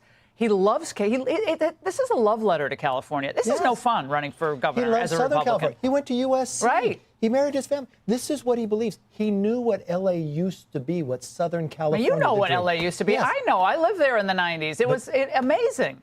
If you were just there 13 years ago, it was so different than it is today. And you feel like you know so many friends that have left. The thing is, too, he doesn't hire a consultant. He doesn't take a focus End group. of the consultancy class, He tells if you ask me. exactly what he thinks. You know, so Shakespeare said, kill all the lawyers. I say fire all the consultants. All right, Bass has Fire the all the Hollywood elite. consultants. I No love it, dude. surprise there, I love it. former Mr. Speaker, trying to prop her up. Watch. I think people have unrealistic expectations about what powers the mayor has and does not. So you're being blamed single-handedly for the homeless crisis. Many of these problems have existed for decades, and we have absolutely made headway. But have I solved 30-year-old problems? No. And you need another term to do that. Exactly. Kevin. Hell no, dude. This is the campaign of old. That actually hurts Karen Bass. Terrible for her. It's the dumbest thing you can do. Don't look at me. Yeah. The other guys did it. Pratt goes to every part of the city.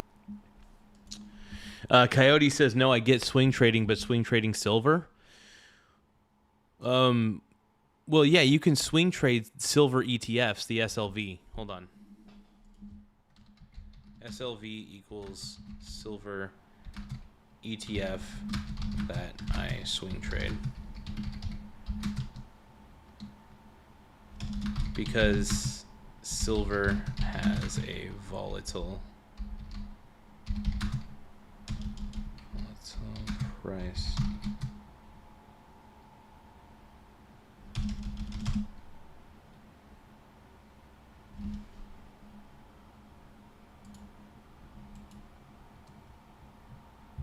Has a lot of volatility.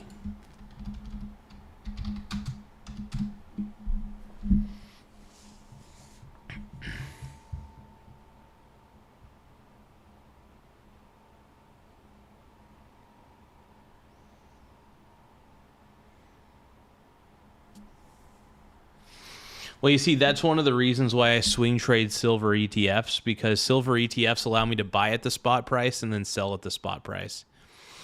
So when you're swing trading a silver ETF, you actually have a lot of advantages. One, obviously you can't hold the silver, but who the hell cares? As long as you know that the fund itself holds the silver. I mean, look, I don't have my entire net worth in silver, but I will say this. I have a pretty good position in silver, and what I do, like I said, when the silver ETF that I have dips in price, I'm buying the dip. And then what happens is silver ends up ripping up in price. This is not financial advice by any means, just to let you guys know. But yeah, when silver rips up in price, man, it really helps out quite a bit. So it's pretty good shit. I love it. But yeah, you can swing trade silver. People don't realize that you can swing trade the price of silver from the comfort of your home through like Schwab or Robinhood. It's not bad.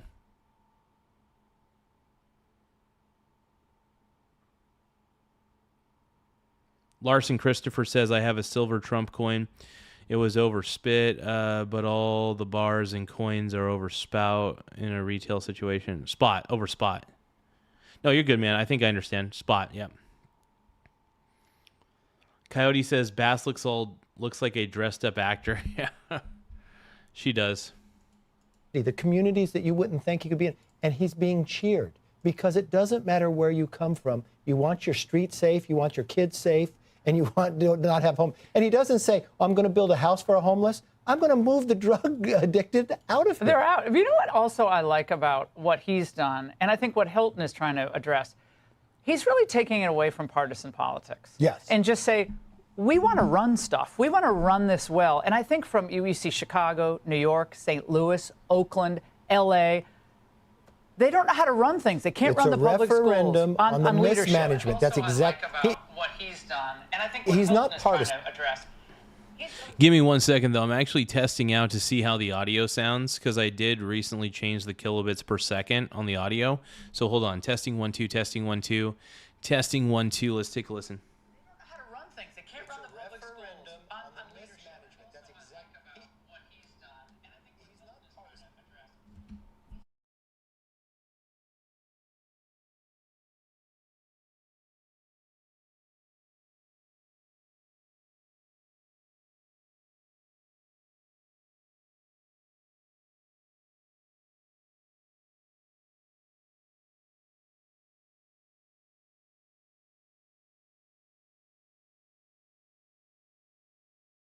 He's not, I'm MAGA, I'm with her. No, I just want a city that works. I want to be able to build a new house. I want to have water to be able to fight the fires. I want to make sure we don't have the fires. Well, and like I said, the reason I love silver mainly, at least when it comes to, one of the reasons I love silver ETFs specifically, is you can make money off volatility. People don't think about this, but you don't need silver to grow per se. You just need to see silver go up and down, up and down, up and down, up and down, up and down. And what I do, I play the downs, I buy the downs, and I sell the ups. And that's all I got to do. Swing trading silver, man, is very fun. I will say that. Just because, like I said, with great volatility comes great opportunity. And I say that with the BITI as well. So the BITI, the BITI allows me to bet against Bitcoin. And when I bet against Bitcoin, my God, I make a good amount. I make a good chunk of money betting against Bitcoin, man. Because at the end of the day, we all know that Bitcoin is a scam. Allegedly. I'll say allegedly, but it is. It's common sense. And what's very good with, look, I just did Bill Maher the other day, and Bill Maher had him on. He said, I was very impressed with him that he simply said, he was going to do these 3 things. He wasn't worried about other things. I'm going to make it, and I'm going to make this happen. Now, California Democrats are not thrilled in many ways about their options for governor. Watch. A big problem with this field is that Democratic voters in this state have been pretty unenthused about the choices, and they've been holding on to their ballots until the last few days. They're starting to come in, but up until a couple days ago, this electorate looked whiter, Republican, more independent. Now Democrats are kind of closing the gap. That was interesting. Not what I expected. No, I've talked to a few of the candidates here. All the ballots, because in California, Gavin has changed it all. He mails everybody a ballot. They weren't coming in because people weren't making up their minds. No one's running away with this race. I'm a little worried. I want to make sure a Republican gets to the runoff. So in my belief, Should Bianco have dropped out? He should have. I mean, I said this President like a month Trump and a half endorsed ago. Hilton. Yeah, I don't think silver. Silver is very underrated. And I hate the fact that everybody gets into crypto when honestly, if you want price fluctuations, but you want to buy the dip on something that you know has intrinsic value, silver's your man. Silver is your asset. Bitcoin, crypto in itself is not an asset because any cryptocurrency can go to zero at any time because the market sentiment could go to zero because everybody knows that crypto itself has zero intrinsic value. It has no real world use. Whereas silver and gold have plenty of actual uses and have real world demand, and there's a true demand for it.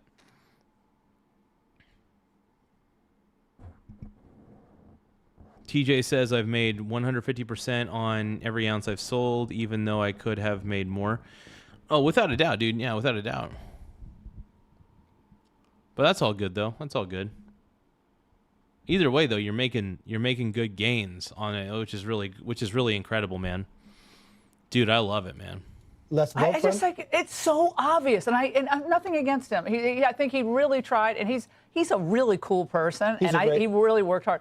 But this is like again common sense. If you care about the state and you care about the party, you got to. Frustrating. Stiers has spent more than $200 million.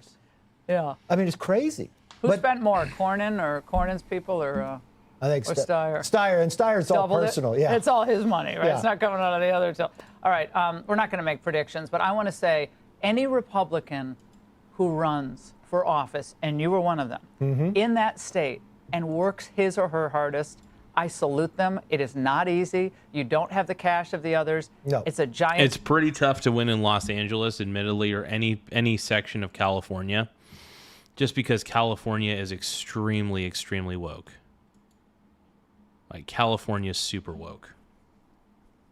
State, and LA is a tough place to run. I give big hats off to all the Republicans who are running this time Exactly. around. And if we win there, we can win everywhere else. Remember, when we won the majority, I won 5 more seats in California against Nancy Pelosi. We've proven what we can do there, and they're hungry for this. The other thing that's so sad, like everything else the Democrats mismanaged, they have mismanaged the election. So what's going to happen here, they can't count the votes. We won't know for days who's going to come in. It's the most frustrating thing you've ever seen in California. Florida could count them all in a couple hours. It'll take us a week. You white. Mr. Speaker, they don't want to count the votes. They can. They don't want to. Yes. Great to see you. I Great to missed see you. you. Come back soon.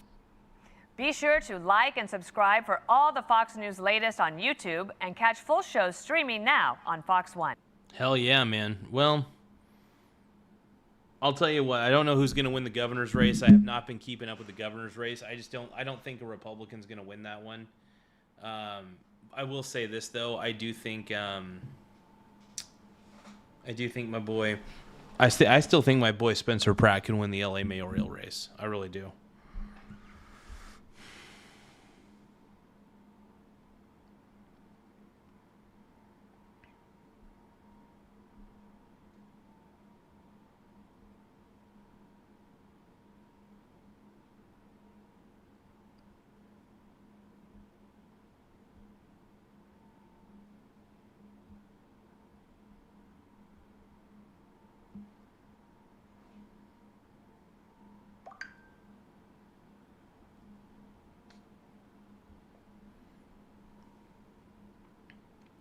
Give me just a second, you guys. One moment.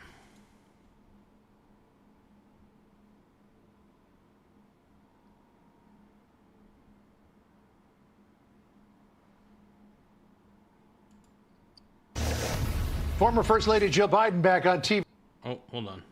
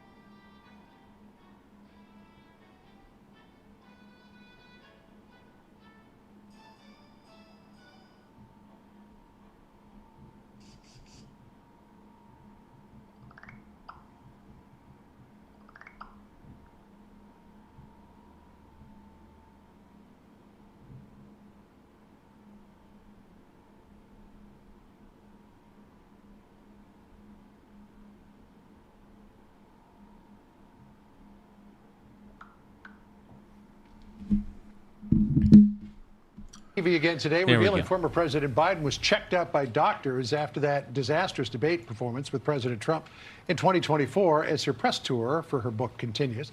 Michael LaRosa is here again, former chief spokesperson to First Lady Jill Biden and a former special assistant to President Biden. So there's been an evolution, shall we say, in what Jill Biden is saying. First of all, she said she was terrified during that debate that her husband was having a stroke on national TV, and she was horrified. She didn't know what to do. And then she said this to Joe when he got off the stage. Listen here. Oh, you did such a great job. You answered every question. You knew all the... No, that's not what I was thinking about. I was thinking about this call for number one. Can we have that one, please? Right after he got off of stage. I mean, let's face it, Joe knew that this was not a good performance. I mean, as we walked off the stage, he whispered to me, Jill, you know, I really, I'll put it nicely, screwed up, didn't I? And I said, yeah, Joe, you did. I mean, if my wife was out there on the debate stage and had a moment like that, I would not be saying, yeah, you're really screwed up. People are like, are you okay? I think maybe we should go to the hospital, get you checked out. Right. What is this all about? Well, and as I told you last week, the Jill Biden that I know, put herself between protesters and her husband twice, and she chased a Catholic priest out of the room who tried to give him the last rites. She doesn't sit there and just do nothing if she's concerned for him. The problem that Dr. B is going to have right now is that tape, her words, and the words she said at the time. So what she's trying to say now is, no, my reaction was just like yours. It was just like everyone else at home. I was concerned. I thought he was having a stroke. But she joined the team to go on and be a political operative and spin afterwards. Not just one event, but 3 events. And if he was in a medical situation at 10:30, 11 o'clock at night, it's hard to believe that they wouldn't go to the hospital. Yeah. So we played there. That's just weird. And I also heard mixed reports, like there were doctors that were looking at him afterwards. Yeah, I don't know. Something seems a little fishy. And it's probably me. It's probably me. But yeah, no, it just seems a little fishy. That's all. What she said immediately after the debate, where she came out and she said, Joe, you did such a great job. You answered all the questions. That was pretty cringy in itself, dude. That was extremely cringy. I remember that. Which is kind of what you'd say to a 5-year-old who just performed in the school play. Low bar. Jonathan Turley observed this. Now Biden insists, I couldn't come out publicly and say, Joe, you did a terrible job in that debate. So instead, she declared victory, denied any evidence of mental decline, and gaslit America. She may become the country. The gaslighting that we got from the Biden administration was disgusting. I think the Democrats should be absolutely ashamed of themselves for allowing it to go on as long as they did. Leading fiction novelist. I mean, her book is number 53 on the Amazon bestseller list, right after Summer Brain Quest workbook grades 2 and 3. But, I mean, she could get on the fiction and the nonfiction list at the same time. Well, look, I feel for her. I want her to tell her story. I wish she would have been a little bit more forthright at the time. For her own sake. I was her press secretary. I cared about her legacy always. And I'm heartbroken that she's kind of doing a lot to damage that legacy and her place in history, because I think she did do a lot of good things. But sadly, the instinct and the impulse of the people around the Bidens has always been so protective and over-managing that their instinct in a time of crisis like that is to conceal and to sanitize. And that's what she went. That was their instinct that night, and that's what they did. That was the route they chose to take, man. That was the route they chose to take. For the next month. And, there's a lot of Democrats who would really love to hear her apologize. Yeah. Well, she insisted when she was on MSNBC with Willie Geist. Or, sorry, MS Now. MS Now. Yeah, it used to be MSNBC.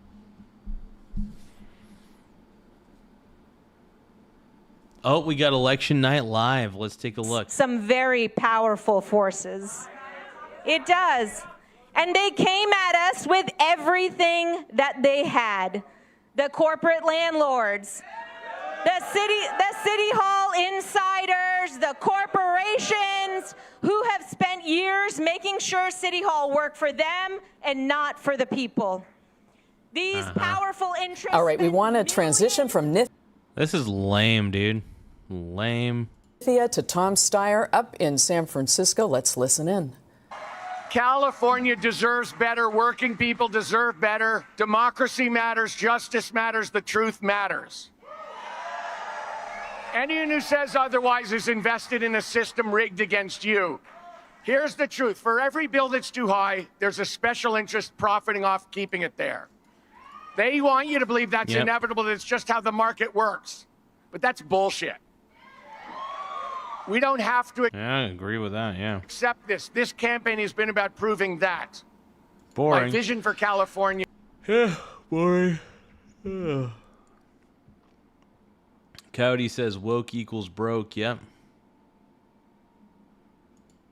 You go woke, you go broke. That's the old saying. I agree with it, man.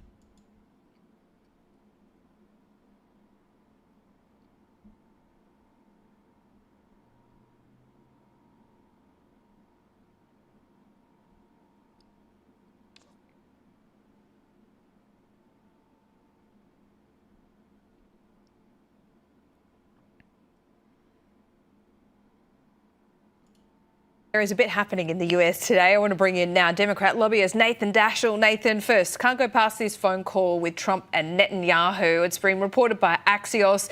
It seems like a deliberate leak from the US side. What does that tell you about where Trump is at? It was clearly a deliberate leak from the United States side. You know, people will go bankrupt trying to psychoanalyze President Trump. But at the end of the day, he's a political actor. And both the war in Iran and Israel are at all-time lows in terms of popularity of the United States. There is no support for this. And I think he reads the tea leaves, and I think he's trying to find a way out. But it's a little bit difficult because there wasn't that much thought into how we got into this in the first place. Yeah, and it would question, you know, does Trump need to be reminded that he's the superpower here, or? Yes. Trump's the GOAT, dude. Trump's the GOAT. And yeah, Netanyahu, here's the thing about whatever Netanyahu, his name is, he should not be telling Trump what to do. Trump should be telling Netanyahu what to do because Netanyahu doesn't know crap. Terrible. Anyway, one moment. Give me a moment. I'm heated.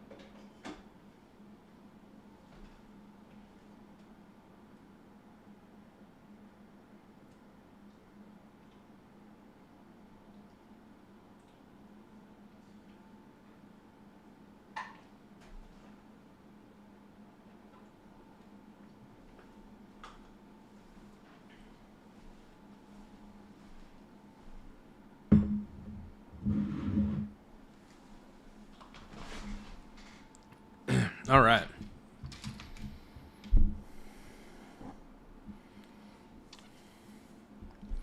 Okay.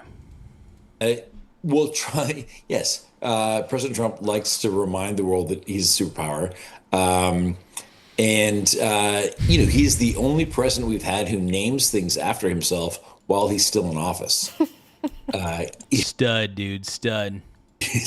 It is sort of a bizarre time in America. You know, most monuments are named after people after they pass, but President Trump names things after himself while he's still in office. Yeah, well, he's unconventional, to say the very least. Let's go because he's the man, dude. He's the GOAT, the greatest president of all time, bro. To what's happening in the US. There's a number of primaries ahead of the midterms, a lot happening in California and LA, the mayor in particular. Does the result do the results of today give us a good indication on Trump's popularity, or is this completely separate too? Well, the only race where I think there is an indication of Trump's popularity is the LA mayor race, because you have an actor named Spencer Pratt who is running in the Trump mold. But, in fairness, whatever you think about Donald Trump, he did build a lot of things, and he had a lot to, in his career that he'd accomplished. Spencer Pratt has none of that. He's running on pure anger. And if he wins... No, here's the thing. Spencer Pratt, I think people see what he's doing and they like it. Because he's addressing the problems. He is a problem solver. And he's wanting to solve the problems for the rest of LA. I appreciate that, man. I appreciate that a lot. And I think what he's doing is fabulous. And I think he's an amazing man. I think it's actually bad news for J.D. Vance, because Spencer Pratt can be the kind of guy, it would show that the bar for entering office is lower than we thought. Yeah, I mean, he's a reality TV star. He wouldn't be the first person in America to make that transition from, Well, here's the thing. Trump has accomplished a lot in his life. Trump is, and the reason people like Trump is because he's not a lifelong politician. That's one of the reasons why people like Trump so much. He's not a lifelong politician. He's not a part of the crap. He's part of the good shit. Hollywood or the small screen into politics, you can rattle off a whole list, including Donald Trump himself. I mean, the anger, that he's tapping into, but there has to be fertile ground, right? So does that tell you something about where the Democrats are at as well? Well, does there have to be fertile ground? I'm not sure that's true. Okay. The Democrats are in a place where they're benefiting from the fact that they're the party out of power. And the party out of power always has a lower threshold to cross than the party in power. The party out of power just needs to give voters hope. The party in power needs to remind voters that they deserve to be reelected. And Democrats, I think, look, I'm a Democrat, but Democrats haven't done much to deserve the political success that they're having right now. But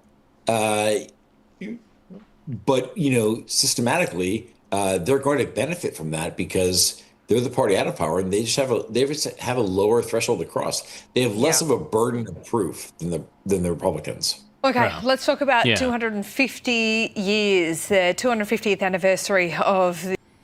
Well, I'm pretty excited, man. I definitely want to see what Trump's capable of. Not Trump, Spencer Pratt's capable of here.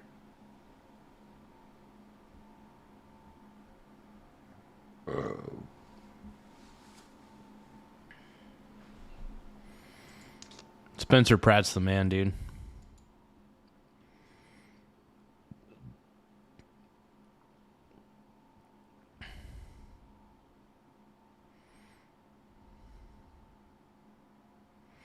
Maybe money talks with the Iranian regime. Let's take a listen. President Trump says that he could reach a deal with Iran over the next week to extend the ceasefire and reopen the Strait of Hormuz. This is after renewed fighting between Israel and Hezbollah threw a wrench in negotiations. But now the president says both sides have agreed all shooting will stop. So what will the U.S. get out of Iran in a peace deal? Secretary of State Marco Rubio is expecting major concessions. There is the prospect before us, which could happen today, it could happen tomorrow, it could happen next week, that for the first time, certainly in my memory, they have agreed to negotiate aspects of their nuclear program that just a month ago or just a year ago, they were refusing to even mention, much less enter into discussions about. So Secretary of State Marco Rubio, I think I've said this along with Scott Besson, like one of the smartest people in the room. If he speaks, I listen and I believe him. But I'm wondering if you also believe them, because this has been 3 months, and I think a lot of Americans at home are trying to figure out what's the waiting game. Is it worth it? There's the ceasefire, and then it's off, and then they're shooting, and then we're trying to extend the ceasefire, but we're also trying to reopen the strait at the same time, and I think it can get confusing for Americans. I think what's very important to realize is no matter how you feel about the war, the administration, Scott Bessent and Marco Rubio definitely have our country's interests at heart. Like, they are the ones who are negotiating on behalf of the United States of America. And that is critically important because, you know, you've got two very different things happening between Israel and the United States. And we each have our own objectives. And, you know, on some issues, we have dovetailed nicely. And on others, we have diverged. And what you're seeing with Hezbollah is a divergence. And, you know, a weaker president would not be able to pick up the phone and call Hezbollah and Israel and say, knock it the F off, which is what the president did. And, you know, it looks like right now they're actually listening to him. It is a much more dynamic situation than I think anyone would have projected getting into. You know, I guess we can't call it a war, can't call it a comeback yet. But, you know, the point is they want to get rid of the uranium. Iran wants the U.S. to lift the sanctions. Who knows if any of that stuff is going to happen long term, because, you know, the fear is that, let's say we do reach an actual deal and all parties sign off on it. Are they going to honor that deal? You know, history does not look kindly. Well, that's a good question. Will they? I don't know. I don't know. We'll see. We'll see. On some of their behavior in the past. So, you know, we have to be reassured by people like Bessent and Rubio that there will be mechanisms in place if they go back on their word. Jackie, that's my worry, is love that they're talking about a deal and trying for the first time, as Marco Rubio said in recent memory, negotiating on terms of a nuclear program. But I'm with Kennedy. Kind of feels like China, where they say, like, we promise we'll buy soybeans, we promise we'll buy Boeing jets, and then 4 years go by and they haven't actually done it. And so how do you sort of hold their feet to the fire to make sure that that regime follows through on a signed plan of that nuclear agreement? It's really difficult. And not only am I worried about enforcing a deal if one is, you know, inked, if there's anybody who can be an enforcer, it would be Donald Trump. But what happens after Donald Trump? What you're alluding to is JCPOA, and it's much easier for leaders, even in this country, to turn the other way and not try to enforce certain terms, even though that deal wasn't really, you know, ironclad enough even to get in and do inspections and so many different aspects. So I don't love the idea of a deal in general, because this is a regime that cannot be trusted, Kennedy, to your point. We've seen that time and time and time again. And so I think they'll wait for an opportunity to have a weaker leader in the White House, and at some point they will get it, and then they can exploit that. There was a part of me in the beginning of this that wanted to see Trump go in there as hard as he could militarily, give the people an opportunity to rise up, take their country back, and put a transition government in place. But I think it got far more complicated than the administration or anybody was even imagining that it would. And now there are powers at play within the region who don't necessarily and aren't saying. I still don't think Iran's that powerful. I think that they're peacocking a little bit and they're acting tougher than they really are. That's what I think. Se, but aren't supporting the military effort of the United. Okay, guys, I'm going to end this stream real quick. I realize that 160 kilobits per second for audio just feels weak as hell. So I'm actually I can't change it mid-stream, unfortunately, so I have to end the stream and then come back, but I'll be back. All right, so I'm ending the stream. We're going to do part 2 of Spencer Pratt